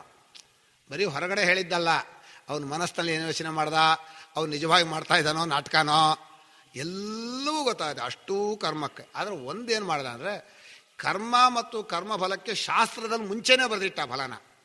ಮಾಡಿದವರು ನೀವು ಮಾಡಿದ್ದು ಅವರು ಮಾಡಿದ್ದು ಅಂತಲ್ಲ, ಈ ಕರ್ಮಕ್ಕೆ ಈ ಫಲ ಅಂತ ಹಾಗೆ ಸಂವಿಧಾನ ಬರೆಯೋ ಹಾಗೆ ಶಾಸ್ತ್ರದಲ್ಲಿ ನೀವು ಒಳ್ಳೆಯ ಪುಣ್ಯಕರ್ಮ ಮಾಡಿದರೆ ಈ ಫಲ, ಪಾಪಕರ್ಮ ಮಾಡಿದರೆ ಈ ಫಲ ಅಂತ ಬರೆದಿಟ್ಟ. ಹಾಂ ದೇವರ ಆ ಕರ್ಮ ಆ ಕಾಲಕ್ಕೆ ಆಗ ಫಲರೂಪವಾಗಿ ಬಂದು ತೋರಿಸ್ಬೇಕ, ತಗೋ ಊಟ ಮಾಡುವಂತ. ಕರ್ಮ ಎಂಥದೋ ಪಾಪಸ್ಯ ಪುಣ್ಯಸ್ಯ ಫಲಮಿಚ್ಛಂತಿ ಪುಣ್ಯಂ ನೇಚ ನ ಪಾಪ ಫಲಮಿಚ್ಛಂತಿ ಪಾಪಂ ಕುರುವಂತಿ ಯತ್ತತಃ ಅಂತ ನಮ್ಮಿಚ್ಛೆ. ಪರಮೇಶ್ವರನ ಕೆಲಸ ಅಂತಲ್ಲ, ಪರಮೇಶ್ವರ ಎಲ್ಲ ರೂಪದಲ್ಲೂ ಇದ್ದಾನೆ. ಅವನು ಪಾಪಕರ್ಮ ಮಾಡಿದ್ರೆ ದುಃಖವಾಗಿ ತೋರ್ಕೋತಾನೆ. ದುಃಖ ಅಂದರೆ ಒಂದು ಢವಾರನ ಒಂದು ಬಡಿಯತ್ತೆ, ಅವನೇ ಬಡ್ದವನು ಅವನೇ ಬಡಿಸ್ಕೊಂಡವನು ಅವನೇ. ಆದರೆ ಅವನ ದೃಷ್ಟಿಯಲ್ಲಿ ಇರ್ಬೋದು, ನಮ್ಮ ದೃಷ್ಟಿಯಲ್ಲಿ ಬೇರೆ. ಎರಡೂ ಗಡಿಗೆ ಗುದ್ದಾಡಿದರೆ ಮಣ್ಣಿಗೇನು ಲಾಸ್ ಇಲ್ಲ, ಆದರೆ ಕುಂಬಾರನಿಗೆ ಲಾಸೋ. ಹೋಯ್ ಸ್ವಾಮಿ, ನಮ್ಮಲ್ಲಿ ವೇಸ್ಟು ಅಂತ ಪದ ಹೇಳ್ತೇವೆ. ವೇಸ್ಟು ಅನ್ನೋ ಪದಕ್ಕೆ ಭೂಮಿಯ ದೃಷ್ಟಿಯಲ್ಲಿ ಅರ್ಥ ಇಲ್ಲ. ಯಾಕಂದ್ರೆ ಭೂಮಿಯಿಂದ ಬಂದದ್ದೆಲ್ಲ ಭೂಮಿಗೆ, ನೀವು ಎಲ್ಲಿ ತೊಗೊಂಡೋದ್ರೂ ಭೂಮಿಗೆ ತೊಗೊಂಡು ಹೋಗ್ಬೇಕು, ಭೂಮಿಯಲ್ಲಿ ವೇಸ್ಟ್ ಇಲ್ಲ. ನಮ್ಮ ದೃಷ್ಟಿಯಲ್ಲಿ ಅನ್ನ ತೊಗೊಂಡು ಚೆಲ್ಬಿಟ್ನಲ್ಲಪ್ಪ ಭೂಮಿ ಮಾಡಿ, ಅಲ್ಲ ಭೂಮಿಯಿಂದ ಬಂದ ಅನ್ನ ನೀವು ಹೊಟ್ಟೆ ತಿಂದರೂ ವೇಸ್ಟೇ, ಅಲ್ಲಿ ಚೆಲ್ಲಿದ್ರು ವೇಸ್ಟೇ. ಭೂಮಿ ದೃಷ್ಟಿಯಲ್ಲಿ ಎರಡು ಒಂದೇ ತಾನೆ. ಆದರೆ ನಮ್ಮ ವ್ಯವಹಾರ ದೃಷ್ಟಿಯಲ್ಲಿ ಕರೆಕ್ಟು, ಇದು ಉಪಯೋಗ, ಇದು ವೇಸ್ಟು ಅಂತ. ವೇಸ್ಟು ಅನ್ನೋ ಪದವನ್ನು ಹೇಗೆ ಬಳಸ್ತೀವಿ ನಮ್ಗೆ ಹೇಗೆ ಹೊಸದು ಅಂದರೆ ಅಲ್ಲಿಂದ ಇಲ್ಲಿಗೆ ಬಂದರು ಇವರು ಹೊಸಬರು ಅಂತಂದರೆ, ಹೊಸಬರು ಅಂದರೆ ಹೊಸ ಹುಟ್ಟಿದವರಲ್ಲ, ಹೊಸಬರು ಅಂತೀರ.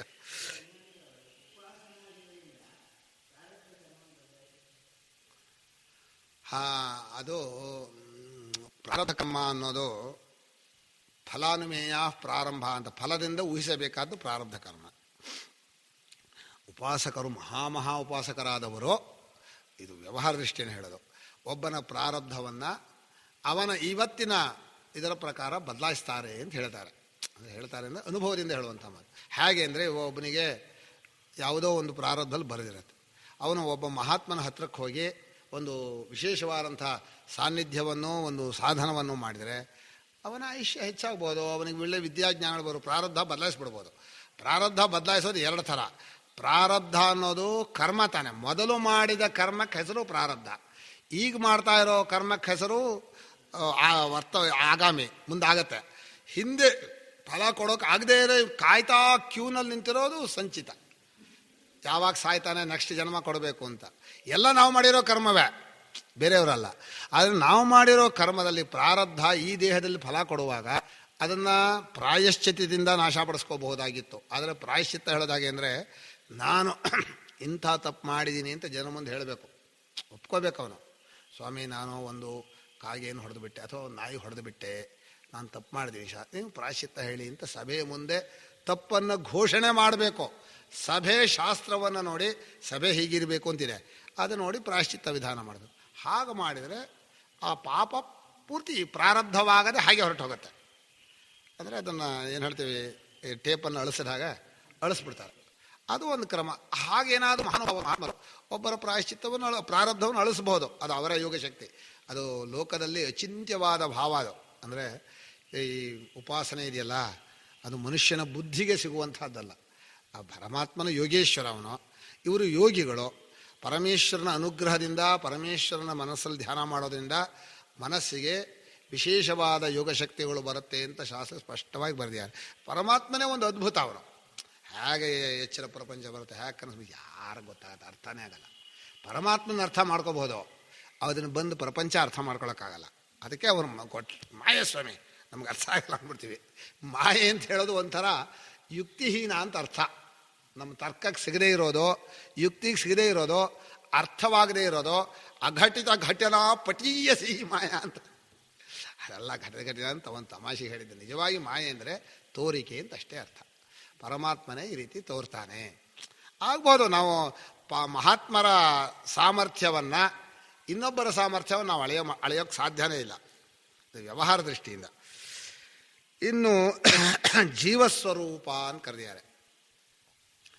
ಜೀವಸ್ವರೂಪ ಅನ್ನೋದು ವ್ಯವಹಾರ ದೃಷ್ಟಿಯಿಂದ ಹೇಳಿದಾಗ ಅವನು ಬುದ್ಧಿಯಲ್ಲೂ ಪ್ರಾಣದಲ್ಲೂ ಅಭಿಮಾನ ಪಟ್ಕೊಂಡಿರೋದು ಜೀವನ ಸ್ವರೂಪ, ಅರಿವು, ಚೇತನ.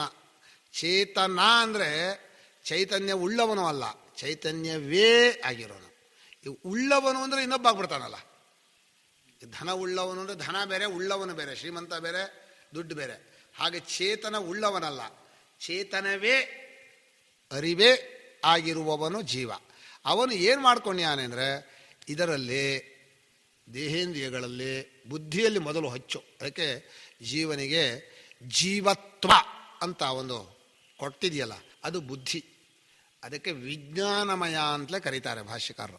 ವಿಜ್ಞಾನಮಯ, ವಿಜ್ಞಾನಾತ್ಮ, ಜೀವ, ಶಾರೀರ, ಶರೀರದಲ್ಲಿ ತೋರುವವನು, ಶರೀರದಲ್ಲಿ ಅಭಿಮಾನ ಪಟ್ಕೊಂಡವನು. ಎರಡನ್ನೂ ಬಳಸಬೇಕು. ಯಾಕೆ ಹಾಗೆ ಅಂದರೆ ಜ್ಞಾನಿಗಳಿಗೂ ತೋರ್ತಾ ಇರ್ತಾನೆ, ಅಭಿಮಾನ ಇರಲ್ಲ. ನಮ್ಮಂಥವರಿಗೆಲ್ಲ ತೋರೋದು ಹೌದು, ಅಭಿಮಾನವು ಎರಡೂ ಇದೆ. ಹಾಗೆ ಜೀವನಾಗಿ ಪರಮಾತ್ಮನು ಈ ದೇಹದಲ್ಲಿ ತೋರ್ತಾನೆ. ಇದು ದೃಷ್ಟಾಂತ ಕೊಟ್ಟರೆ ಸುಲಭ ಆಗ್ಬೋದು, ಆದರೆ ನಾನು ಅನುಭವನ್ನೇ ಹೇಳಬೇಕು ಅಂಥೇಳಿ ದೇಹಾದಿ ಬುದ್ಧಿಯಾದಿ ಸಂಬಂಧ ಬಿಟ್ಟು ಬರೀ ಜೀವನ ಹೊರಗಡೆ ಇಟ್ಕೊಂಡು ನೋಡಿದ್ರೆ ಪರಮಾತ್ಮನೇ ಜೀವ, ಪರಮಾತ್ಮನೇ ಅಂತ ಬೇರೆಯಲ್ಲ. ಈ ಗೋಡೆಯನ್ನು ಬಿಟ್ಟು ಬರೀ ಆಕಾಶವನ್ನು ಮಹಾಕಾಶಕ್ಕೆ ಹೋಲಿಸಿದರೆ ಅದೇ ಇದು, ಇದೇ ಅದು, ಏನೂ ಭೇದ ಇಲ್ಲ, ತುಂಡಾಗಿಲ್ಲ. ಒಂದು ವ್ಯವಹಾರಕ್ಕೆ ಉಪಾಧಿ ಸಂಬಂಧ ಇದು ಹಾಲು ಅಂತ ಹೇಳಿದ್ದೀವಿ. ಹಾಗೆ ಘಟಾಕಾಶ ಸ್ಥಾನೀಯ ಅಂತ ಬರೆಯೋದು. ಜೀವ ಅನ್ನುವನು ದೇಹಾದಿಗಳಲ್ಲಿ ಅಭಿಮಾನ ಪಟ್ಕೊಂಡು ಅವನು ಮೂರು ರೂಪವನ್ನು ತೋರಿಸ್ತಾನೆ: ಕರ್ತೃ, ಜ್ಞಾತೃ, ಭೋಕ್ತೃ. ಅಂದರೆ ತಿಳ್ಕೊಳ್ಳೋನೋ, ಮಾಡುವವನೋ, ಅನುಭವಿಸೋನು. ತಿಳ್ಕೊಳ್ಳೋನಾದ್ರಿಂದ ಜ್ಞಾತೃ ಅಂತ ಹೇಳ್ತೀವಿ, ಅದಕ್ಕೆ ಪ್ರಮಾತೃ ಅಂತಲೂ ಹೆಸರು. ಅಂದರೆ ಇಂದ್ರಿಯಗಳನ್ನು ಉಪಯೋಗಿಸ್ತಾನೆ, ಪ್ರಮಾಣಗಳನ್ನು. ಜ್ಞಾತೃ, ಪ್ರಮಾತೃ, ದ್ರಷ್ಟೃ ಅರ್ಥ ಒಂದೇ. ದ್ರಷ್ಟ ಏಷ ಹಿ ದ್ರಷ್ಟ, ಶ್ರೋತ, ಮಂತ, ಕರ್ತ, ವಿಜ್ಞಾನಾತ್ಮ, ಪುರುಷ. ಈ ವಿಜ್ಞಾನಮಯ ಅಂತಲೂ ಕರೀತಾರೆ ಜೀವನನ. ವಿಜ್ಞಾನಮಯ, ವಿಜ್ಞಾನ ಅಂದರೆ ಬುದ್ಧಿ. ವಿಜ್ಞಾನಮಯ, ವಿಜ್ಞಾನಾತ್ಮ, ಬುದ್ಧಿಯೇ ನನ್ನ ರೂಪ ಅಂತ ಅಭಿಮಾನ ಪಟ್ಕೊಂಡವನು. ಅದಕ್ಕೆ ಮನುಷ್ಯನಿಗೆ ಬುದ್ಧಿ ಮೇಲೆ ಅಭಿಮಾನ ಜಾಸ್ತಿ. ಹತ್ತಿರ ಇದೆಯಲ್ಲ, ನೀವು ದಡ್ಡ ಅಂದರೆ ಭಾಳ ಸಿಟ್ಟು.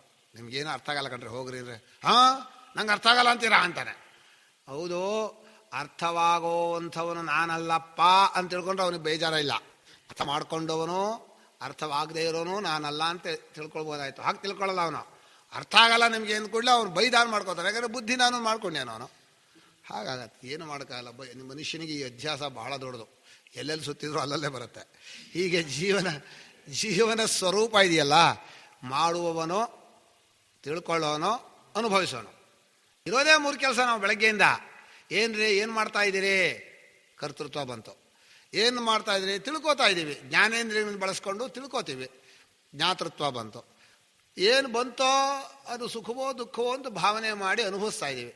ಅಲ್ಲಿ ಒಂದು ತಮಾಷೆ ಇದೆ. ಊಟ ಮಾಡೋದು ಕರ್ತೃತ್ವವೋ ಭೋಕ್ತೃತ್ವವೋ ಜ್ಞಾತೃತ್ವವೋ ಅಂತ ಯಾರೋ ಕೇಳಿದರು. ಊಟ ಮಾಡ್ತಾ ಇದ್ದೀರಿ, ಏನ್ರಿ ಹೇಳ್ತೀರಿ?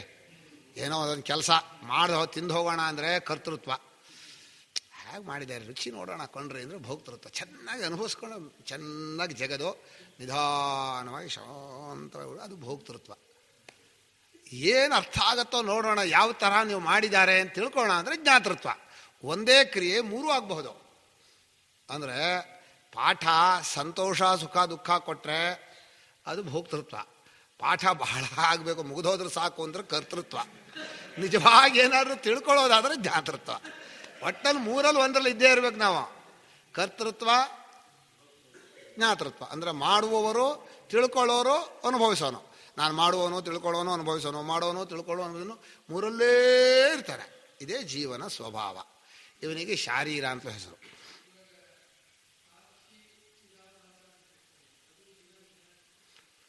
ಸಾಕ್ಷಿಯ ಚೈತನ್ಯದ ಆಭಾಸವು ದೇಹದಲ್ಲಿ ಬಿದ್ದಾಗ ಬರುತ್ತಿದ್ದು. ಸಾಕ್ಷಿ ಅಂದರೆ ವಿಕಾರವಿಲ್ಲದೆ ನೇರಾಗಿ ನೋಡುವವನು ಸಾಕ್ಷಿ. ಅವಸ್ಥೆಯನ್ನು ನೋಡೋನು, ಜೀವ ಅಲ್ಲ. ಅವಸ್ಥೆಯನ್ನು ಜೀವನ ನೋಡೋಕ್ಕಾಗಲ್ಲ. ನಾನು ಅಂತ ಬರ್ತಾನಲ್ಲ ಅವನ ಜೀವ. ಈಗೋ ಅಹಂ ಪ್ರತ್ಯಯಿ. ಹೌದು, ನೀವು ಜೀವ ಅಂದರೆ ಆ್ಯಸ್ ಇಟ್ ಈಸ್ ಕೇಳ್ತೀರೋ, ಲೋಕ ವ್ಯವಹಾರದಲ್ಲಿ ಬಳಕೆ ಆಗಿರೋ ಅಂತ ಕೇಳ್ತೀರೋ? ಆಯಿತು. ಹಾಂ, ವ್ಯವಹಾರದಲ್ಲಿ ಗೊತ್ತಿದ್ದಿಲ್ಲ, ನಾನು ಮಾಡ್ಕೋತೀವಲ್ಲ, ನಾನೇ ದೇಹದಲ್ಲಿ ನಾನು ನಾನು ನಾನು ಅಂತಾನೆ ಅವನೇ ಜೀವ.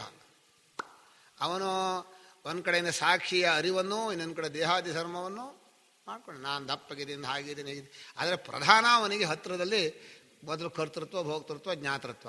ಅದಕ್ಕೆ ಬೇಕಾದಂಥ ಸಾಮಗ್ರಿ ಇಟ್ಕೊಂಡಿಯಾನೆ, ಕಣ್ಣು ಕಿವಿ ಇದು. ಆದರೆ ಅದನ್ನು ನಾನು ಮಾಡ್ಕೋತಾನೆ.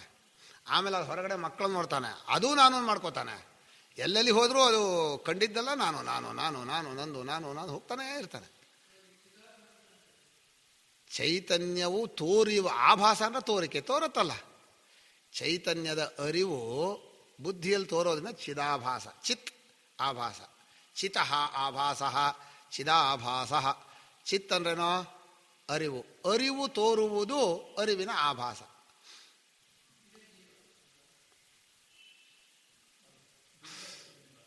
ದೃಷ್ಟಾಂತ ಸರಿ, ಬಿಂಬ ಪ್ರತಿಬಿಂಬ ದೃಷ್ಟಾಂತ ಒಪ್ಕೊಂಡು, ಆ ದೃಷ್ಟಾಂತ ಸ್ವಲ್ಪ ಅಂಶ ತಗೋಬೇಕು. ಅಲ್ಲ, ನೀವು ಚಿದಾಭಾಸ ಜೀವ ಅಂತ ಹೇಳಿದರೆ ಶಾಸ್ತ್ರೀಯವಾಗಿ ಹೇಳ್ತಿರೋ ವ್ಯವಹಾರಕ್ಕೆ ಹೇಳ್ತೀರ ಹೇಳ್ರೆ? ಲೋಕದವರಿಗೆ ಅರ್ಥವಾಗುವ ಹೇಳೋದಾದರೆ, ಈಗ ನಾವು ಮಾಡುವವರು ಅನುಭವಿಸೋರು ಅಂತ ತಿಳ್ಕೊಂಡಿದ್ದೀವಲ್ಲ, ಅದೇ ಜೀವ. ನಾನು ಹೇಳೋದು ಜೀವ. ಚಿದಾಭಾಸ ಅಂದರೆ ನಾನು ಅನ್ನೋದಕ್ಕಿಂತ ಬೇರೆನಾ? ಮತ್ತು ಹ್ಞೂ ಅಂದ್ರೆ ಆಯ್ತು ಅಷ್ಟೇ. ಏನು ಚಿದಾಭಾಸನ ಬೇರೆ ಟೆಕ್ನಿಕಲ್ ವರ್ಡ್ ಹೇಳಿದ್ರು ಅಷ್ಟೆ. ಈ ಚಿದಾಭಾಸ, ಇದರ ಆಭಾಸ, ಅದು ಹೇಳೋ ಪದ ಇದೆಯಲ್ಲ, ಏನಾಗುತ್ತೆ, ಪದ ಕೇಳಿದ ಕೂಡಲೇ ನಾನು ಎಲ್ಲಿದ್ದೀನಿ, ಚಿದಾಭಾಸ ಎಲ್ಲೋ ಇರಬೇಕನ್ನೋ ಅನಿಸುತ್ತೆ. ಚಿದಾಭಾಸ ಅನ್ನೋ ಪದವೇ ನಮ್ಮ ಅನುಭವದಿಂದ ನಮ್ಮನ್ನು ದೂರ ಮಾಡೋದಾದರೆ ಹತ್ತಿರ ಇರೋ ಪದ ಹೇಳೋಣ. ಯಾವುದು? ನಾನು ಮಾಡುವ ನಾನು, ಅನುಭವಿಸೋ ನಾನು, ತಿಳ್ಕೊಳ್ಳೋ ನಾನು ಲೋಕದಲ್ಲಿ ಎಲ್ಲರಿಗೂ ಗೊತ್ತಿದೆ. ಅದು ಸುಲಭವಾದ ಪದ, ಕರ್ತ ಭೋಕ್ತ.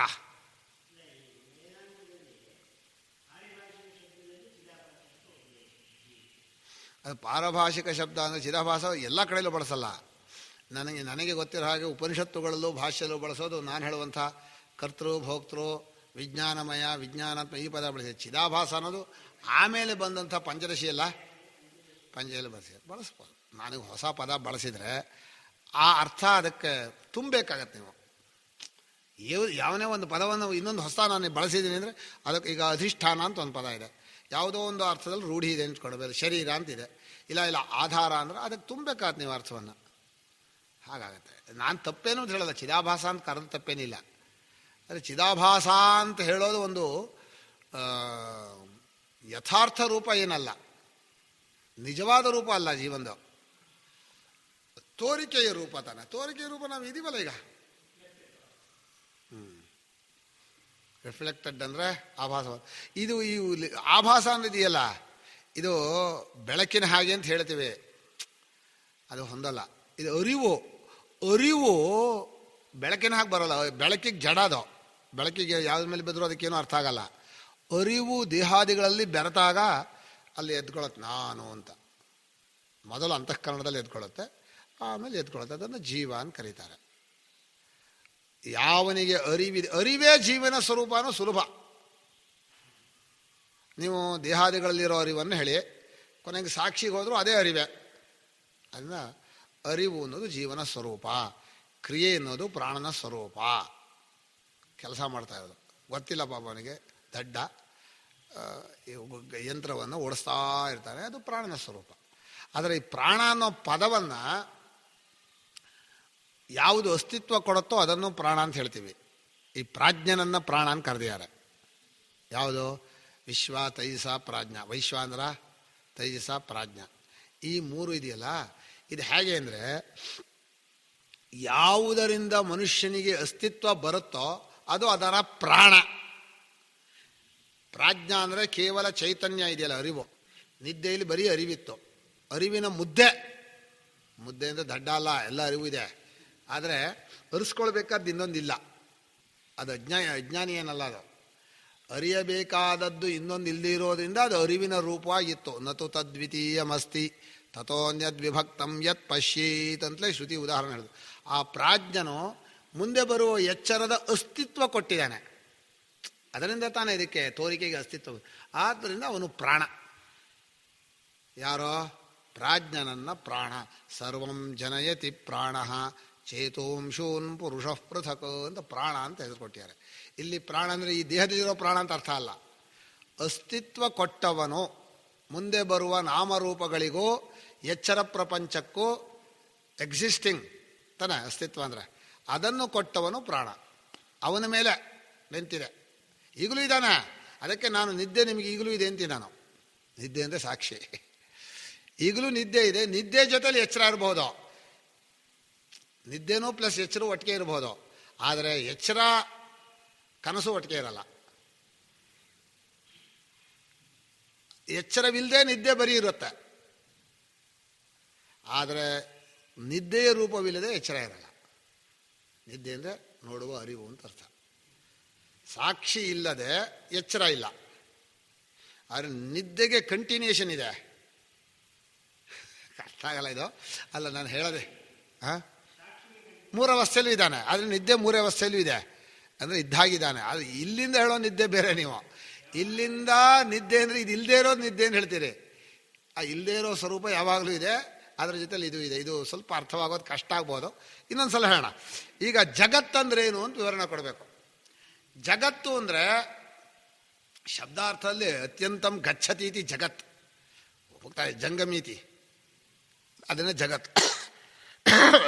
ಈ ಜಗತ್ತಿನ ವಿವರಣೆ ಮೊದಲು ಪೂರ್ತಿ ನಾಮರೂಪಗಳಷ್ಟನ್ನು ಇನ್ವಾಲ್ವ್ ಮಾಡಬೇಕು. ಆಮೇಲೆ ಎಲ್ಲ ಜೀವರನ್ನು ಒಳಗೆ ಹಾಕಬೇಕು. ಯಾರನ್ನೂ ದೇವತೆಗಳನ್ನು ಬಿಡೋ ಹಾಗಿಲ್ಲ, ನನ್ನ ಎಲ್ಲ ದೇಹೇಂದ್ರಿಯಗಳನ್ನು ಒಳಗೆ ಹಾಕ್ಬಿಡ್ಬೇಕು. ಅಷ್ಟು ಸೇರಿಸಿ ಒಂದು ಮೂಟೆ ಕಟ್ಟಬೇಕು. ಕಟ್ಟಿ ಅದಕ್ಕೆ ನೂರಾರು ನರಕಗಳು ಹಾಗಿದೆ ಹೀಗಿದೆ ಎಲ್ಲ ಕಲ್ಪನೆಗಳನ್ನು ಸೇರಿಸಿ ಎಲ್ಲ ಒಂದು ಮಾಡಿದರೆ ಅದೊಂದು ಕಲ್ಪಿತ ರೂಪವಾದ ದೃಶ್ಯ ರಾಶಿ. ಕಲ್ಪಿತ, ತಪ್ಪು ತಿಳಿಕೆಯಿಂದ ಕಲ್ಪಿತವಾಗಿರೋ ದೃಶ್ಯಗಳನ್ನು ಒಂದು ರಾಶಿ ಮಾಡಿದರೆ ದೇಶ, ಕಾಲ, ನಿಮಿತ್ತ, ಕ್ರಿಯಾ, ಫಲ, ಕ್ರಿಯಾ, ಕಾರಕ, ಸಾಧನ, ಇದೆಲ್ಲ ಅರ್ಥ ಹೇಳಬೇಕು. ಕ್ರಿಯೆ ಅಂದರೆ ಕೆಲಸ, ಕ್ರಿಯೆಗಿರೋ ಅಷ್ಟೂ ಸಾಧನಗಳು ಕಾರಕ. ವ್ಯಾಕರಣದಲ್ಲೂ ಅದೇ ಅರ್ಥ. ವೇದಾಂತದಲ್ಲಿ ವ್ಯವಹಾರದಲ್ಲಿದೆ. ಇದೊಂದು ಕ್ರಿಯೆ ಸಾಧನ, ಇದೊಂದು ಕ್ರಿಯೆ ಸಾಧನ, ಇದೊಂದು ಕ್ರಿಯೆಗೆ ಸಾಧನ. ಎಲ್ಲ ವಸ್ತುಗಳು ಕ್ರಿಯೆಗೆ ಸಾಧನವಾದರೆ ಅದಕ್ಕೆ ಕಾರಕ ಅಂತ ಹೆಸರು. ಆ ಕ್ರಿಯಾ ಕಾರಕ ಎರಡು ನಡೆದ ಮೇಲೆ ಮುಂದೆ ಏನು ರಿಸಲ್ಟ್ ಬರುತ್ತೋ ಅದು ಫಲ. ಇದನ್ನು ಎರಡೇ ಪದದಲ್ಲಿ ಹೇಳೋದಾದರೆ ಕ್ರಿಯೆ ಬಿಟ್ಬಿಡಿ, ಸಾಧನ ಸಾಧ್ಯ. ಮನುಷ್ಯನಿಗೆ ಎರಡೇ ಬಯಕೆ ಇರೋದು, ಸಾಧನ ಮತ್ತು ಈ ಈಷಣಾತ್ರಯದಲ್ಲಿ ಹೇಳುವಾಗ ಉಭೇಹ್ಯೇತಿ ಈಷಣಿ ಏವ ಭವತಃ ಪುತ್ರೀಷಣಾಯಾಶ್ಚ ವಿತ್ತೈಷಣಾಯಾಶ್ಚ ಲೋಕೈಷಣಾಯಾಶ್ಚ ವ್ಯುತ್ಥಾಯಾಥ ಭಿಕ್ಷಾಚರ್ಯಂ ಚರಂತಿ ಯಾಹ್ಯೇವ ಪುತ್ರೀಷಣ ಸಾ ವಿತ್ತೈಷಣ ಯಾ ವಿತ್ತೈಷಣ ಸಾ ಲೋಕೈಷಣ ಉಭೇಹ್ಯೇತಿ ಈಷಣಿ ಏವ ಭವತಃ. ಹೇಳಿ ಶ್ರುತಿ ಮಧುರವಾಗಿ ಅನುಭವ ಹೇಳಿದೆ. ಅಂದರೆ ನಿಮಗೆ ಸಾಧನ ಬಯಕೆ, ಸಾಧ್ಯ ಬಯಕೆ, ದುಡ್ಡಿನ ಬಯಕೆ, ದುಡ್ಡಿಂದ ಕೊಂಡ್ಕೊಳ್ಬೇಕಾದ ವಸ್ತುವಿನ ಬಯಕೆ. ಈಗ ಎಲ್ಲ ಸಾಧನಗಳು ಮುಂದಿನ ಸಾಧ್ಯವನ್ನು ನೋಡಿದಾಗ ಇದು ಸಾಧನ, ಅದು ಸಾಧ್ಯ. ಈಗ ಅನ್ನ ಸಾಧನವೋ ಸಾಧ್ಯವೋ ಅಂತ ಕೇಳಿದರೆ ಅಕ್ಕಿ ಇಟ್ಕೊಂಡಾಗ ಅದು ಅನ್ನ ಸಾಧ್ಯ, ಊಟ ಮಾಡಿಕೊಂಡ್ರೆ ಅದು ಸಾಧನ. ಮುಂದಿನ ಕ್ರಿಯೆ ನೋಡಬೇಕು, ಹಿಂದಿನ ಕ್ರಿಯೆ ನೋಡಬೇಕು. ಪ್ರತಿಯೊಂದೂ ಸಾಧನವೂ ಹೌದು, ಸಾಧ್ಯವೂ ಹೌದು. ಆದರೆ ಸಾಧ್ಯ ಸಾಧನ ಅನ್ನೋದು ಎರಡೇ ಎರಡು ಬಯಕೆ ಮನುಷ್ಯನಲ್ಲಿರೋದು. ಮನುಷ್ಯ ಬಯಸ್ತಾ ಇರೋದು ಏನನ್ನ? ಇಲ್ಲ ಸಾಧನವನ್ನ, ಇಲ್ಲ ಸಾಧ್ಯವನ್ನ. ಬೇರೆ ಬಯಕೆನೇ ಇರಲ್ಲ. ಆ ನಡುವೆ ಒಂದು ಕ್ರಿಯೆ ಬರುತ್ತೆ. ಅದು ಅದ್ಭುತ. ಅಂದರೆ ಭಗವಂತ ಏನು ರಮಣೀಯವಾಗಿ ಮಾಡಿದಾನೆ. ನಮಗೆ ಆಶ್ಚರ್ಯ ನೋಡಿ. ಸಾಧನಕ್ಕೊಂದು ನಾಮರೂಪ ಇದೆ. ಅಂದರೆ ಈಗ ಅಡುಗೆ ಮಾಡೋಕೆ ಮುಂಚೆ ಈ ತರಕಾರಿ ಇದು ಇದು ಇದಾದೋ ಇದು ಅಂಥೇಳಿ ನೀರು ಗೀರು ಎಲ್ಲ ಇಟ್ಕೊಂಡಿರ್ತಾರೆ. ಅದೆಲ್ಲ ಸಾಧನಗಳು ತಾನೆ. ಆಮೇಲೆ ಅಡುಗೆ ಅಂತ ಒಂದಷ್ಟು ಕ್ರಿಯೆ ಮಾಡ್ತಾರೆ. ಅಡುಗೆನ ಒಂದು ಕ್ರಿಯೆ ಇಲ್ಲ, ಅದು ತುಂಬ ಕ್ರಿಯೆಗಳು, ಅವಾಂತರ ಕ್ರಿಯೆಗಳು. ಅವಾಂತರ ಅಂದರೆ ನಡುವೆ ಕ್ರಿಯೆಗಳು ಅಂತ ಅರ್ಥ. ಅವಾಂತರ ಅಂದರೆ ಕನ್ನಡ ಭಾಷೆ ಅವಾಂತರ ಅಲ್ಲ. ಅದು ಅವಾಂತರ ಅಂದರೆ ಅಚ್ಚುಕಟ್ಟಿಲ್ಲದೆ ಮಾಡಿದ್ರೆ ಅವಾಂತರ ಮಾಡಿಬಿಟ್ರಿ ಕಣ್ರಿ, ಏನ್ರಿ ಅಡುಗೆ ಮನೆ ಬರೋಕ್ಕಾಗಲ್ಲ ಅಂದ್ಬಿಡ್ತೀವಿ. ಅಲ್ಲ, ಕ್ರಿಯೆ ನಡೆದು ಹಚ್ಚೋದು, ತಿರುಬೋದು, ಅದೆಲ್ಲ ಸಣ್ಣ ಸಣ್ಣ ಕ್ರಿಯೆಗಳು. ಅವಾಂತರ ಅಂದರೆ ಸಂಸ್ಕೃತ ಭಾಷೆ ಬೇರೆ.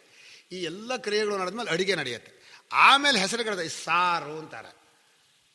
ಅದು ಸಾಧ್ಯ. ಅದು ಎಷ್ಟು ಕ್ರಿಯೆಗಳು, ಎಷ್ಟು ವಸ್ತುಗಳು, ಏನು ಸೇರಿದೆ. ಈಗ ಕೇಳ್ತೀನಿ, ನಡುವೆ ಒಂದು ಕ್ರಿಯೆ ಇದೆ. ಮೊದಲು ಒಂದು ನಾಮರೂಪ ಇತ್ತು, ಆಮೇಲೆ ಇನ್ನೊಂದು ಸಾರು ಅಂತ ಒಂದು ಹೆಸರು, ಒಂದು ರೂಪ ಬಂತು. ಇದೂ ನಾಮರೂಪ, ಇದೂ ನಾಮರೂಪ, ನಡುವೆ ಕ್ರಿಯೆ. ಈ ನಾಮ ಅನ್ನೋದು ವಾಗೀಂದ್ರಿಯ, ವಾಕ್ಕು. ರೂಪ ಅನ್ನೋದು ಮನಸ್ಸು. ಕ್ರಿಯೆ ಅನ್ನೋದು ಪ್ರಾಣಶಕ್ತಿ, ಎನರ್ಜಿ ತಾನೆ, ಪ್ರಾಣಶಕ್ತಿ. ಎಲ್ಲೆಲ್ಲಿ ಪ್ರಾಣಶಕ್ತಿ ನಾಮರೂಪದಲ್ಲಿ ಸೇರ್ಕೊಳ್ಳುತ್ತೋ ಅಲ್ಲ ರೂಪ ಚೇಂಜ್ ಆಗುತ್ತೆ, ಹೆಸರು ಚೇಂಜ್ ಆಗುತ್ತೆ. ನೀವು ಹಚ್ಚೋನಿಗೆ ಪ್ರಾಣಶಕ್ತಿ ಇದ್ದಾನೆ ಹಚ್ತಾನ ಅವನು, ರುಬ್ಬವನು ಪ್ರಾಣಶಕ್ತಿ, ಎಲೆಕ್ಟ್ರಿಸಿಟಿನೂ ಪ್ರಾಣಶಕ್ತಿನೇ ಸೂರ್ಯಂದದು. ಒಟ್ಟಲ್ಲಿ ಇಡೀ ಜಗತ್ತಿನ ಶಕ್ತಿ ಎಲ್ಲ ಇದು ಮಾಡಿ ಕ್ರಿಯೆಯನ್ನು ಮಾಡಿದ ಮೇಲೆ ಒಂದು ನಾಮರೂಪ ಚೇಂಜ್ ಆಗಿ ಇನ್ನೊಂದು ನಾಮರೂಪ ಬರುತ್ತೆ. ಅಂದರೆ ಮಾತು ಮನಸ್ಸು ಪ್ರಾಣದ ನಡುವೆ ಸೇರಿಕೊಂಡು ಇನ್ನೊಂದು ನಾಮರೂಪವನ್ನು ಪಡೆಯುತ್ತೆ. ಈ ಮನುಷ್ಯನ ಬಯಕೆ ಇಷ್ಟೇ. ಅದಕ್ಕಲ್ಲಿ ಉಪನಿಷತ್ನಲ್ಲಿ ತ್ರೀಣ್ಯಾತ್ಮನೇ ಕುರುತ, ಈ ಪರಮಾತ್ಮನು ತನ್ನ ಅರಿವಿಗೆ ಮೂರನ್ನಿಟ್ಕೊಂಡ. ಒಂದು ಶಬ್ದ ಅಂದರೆ ವಾಕು, ಒಂದು ರೂಪ ಅಂದರೆ ಮನಸ್ಸು, ಇನ್ನೊಂದು ಪ್ರಾಣ ಕ್ರಿಯೆ ರೂಪ ಶಬ್ದ, ಇಷ್ಟು ಪ್ರಪಂಚ ಕಣಪ್ಪ ಅಂಥೇಳಿ ಪ್ರಪಂಚವನ್ನು ವ್ಯಾಖ್ಯಾನ ಮಾಡಿದೆ. ಇದೊಂದು ಕ್ರಿಯಾಕಾರಕ, ಫಲ, ಸಾಧನ, ಸಾಧ್ಯ, ಏನಾದರೂ ಹೇಳಿ ಬಯಕೆಗೆ ವಿಷಯ ಇಷ್ಟೇ. ನೀವು ಬಯಸ್ತಾ ಇರೋದು ಇದೆ. ಯಾರಿಗೆ ಬಯಸ್ತೀರಿ ಸುಳ್ಳನ್ನ ಅಂತ? ಸತ್ಯವನ್ನು ಬಯಸೋರು ಬಯಕೆ, ನಿಜವಾದ ಸತ್ಯವನ್ನು ತಿಳ್ಕೋಬೇಕು, ಸತ್ಯವನ್ನು ಪಡ್ಕೋಬೇಕು, ಸತ್ಯವನ್ನು ಇಷ್ಟಪಡೋನು. ಸತ್ಯಕಾಮ ತಯೇತಿ ಅನೃತಾಭಿಸಂಧಿನ ಅಂತ ಹೇಳ್ತಾರೆ. ಸತ್ಯಾಃ ಕಾಮಾಹ ಅನೃತಾಪಿಧಾನಾಹ. ಸತ್ಯಸ್ವರೂಪ ನೀವು ಬಯಸ್ತಾ ಇರೋದಕ್ಕೆ ಒಂದು ನಿಜ ಇದೆ ಒಳಗಡೆ. ಆ ಪರಮಾತ್ಮ ನಿಜರೂಪನ ಇದ್ದಾನೆ. ನೀವು ಬಯಸ್ತಾ ಇರೋ ರೂಪ ಇದೆಯಲ್ಲ ಅದು ಸುಳ್ಳು. ಹಾಗಾಗಿದೆ ಸತ್ಯಾಃ ಕಾಮಾಹ ಅನೃತಾಪಿಧಾನಾಹ. ಅನೃತವಾದ ಬಯಕೆಯಿಂದ ಮುಚ್ಚಿದೆ. ಅನೃತ ಅಂದರೆ ಸುಳ್ಳು ಅಂದರೆ ತೋರುವ ರೂಪದಲ್ಲಿರುವ ಬಯಕೆ ಸುಳ್ಳು. ಈ ಸಾಧ್ಯ ಸಾಧನ ಏಷಣೆ ಇದೆಯಲ್ಲ, ಇದು ಸುಳ್ಳನ್ನು ಬಯಸ್ತಾ ಇದ್ದೀರಿ ನೀವು ಅಂತ ಹೇಳ್ತಾರೆ. ಹೀಗೆ ಜಗತ್ತಿನ ವರ್ಣನೆಯನ್ನು ಮಾಡುವಾಗ ಕ್ರಿಯಾಕಾರಕ ಫಲರೂಪವಾಗಿದೆ, ಸಾಧ್ಯ ಸಾಧನ ರೂಪವಾಗಿದೆ, ಅಥವಾ ನಾಮರೂಪಗಳಾಗಿದೆ, ಅಭಿಧಾನಾಭಿಧೇಯ ರೂಪವಾಗಿದೆ ಅಂತ ಓಂಕಾರದಲ್ಲಿ ಹೇಳುವಾಗ, ಓಂಕಾರ ಅನ್ನೋದು ಒಂದು ಪ್ರಕ್ರಿಯೆ. ಅದು ಅಧ್ಯಾರೋಪವಾದ ಪ್ರಕ್ರಿಯೆ, ಸ್ವಲ್ಪ ಸೂಕ್ಷ್ಮವಾದ ಪ್ರಕ್ರಿಯೆ ಮಾಂಡವ್ಯದಲ್ಲಿರೋದು. ಹೀಗೆ ಅಭಿಧಾನಾಭಿಧೇಯ, ಕ್ರಿಯಾಕಾರಕ ಫಲ, ಇದೆಲ್ಲ ವೇದಾಂತದ ಪದಗಳು. ಇದು ಜಗತ್ತನ್ನು ಅರ್ಥ ಮಾಡ್ಕೊಳ್ಳೋದು ಕಷ್ಟ. ಎಷ್ಟೆಷ್ಟು ಗೊತ್ತು ಮಾಡಿದ್ರು ಒಬ್ಬೊಬ್ಬರಲ್ಲಿ PhD ಮಾಡಿ ಒಂದು ಕಣ್ಣಿನ ನರ ತಿಳ್ಕೊಳ್ಳೋಕೆ ಎಷ್ಟೋ ವರ್ಷ ಒದ್ದಾಡ್ತಾರೆ. ಆದರೂ ಎಲ್ಲಕ್ಕೂ ಕಾಮನ್ನಾಗಿ ಗೊತ್ತಾಗಲ್ಲ. ಯಾಕಂದರೆ ಬರೀ ಜಡ ಅಂತ ಹೇಳೋಕ್ಕಾಗಲ್ಲ. ಜಡ ಅಂದರೆ ಈಗ ನಾನು ಹೇಳಿದ್ನಲ್ಲ, ಕ್ರಿಯೆಯೂ ಇದೆ, ರೂಪ ಚೇಂಜ್ ಆಗ್ತಾ ಇದೆ, ಹೆಸರಿದೆ, ಬದಲಾಯಿಸ್ತಾ ಇದೆ.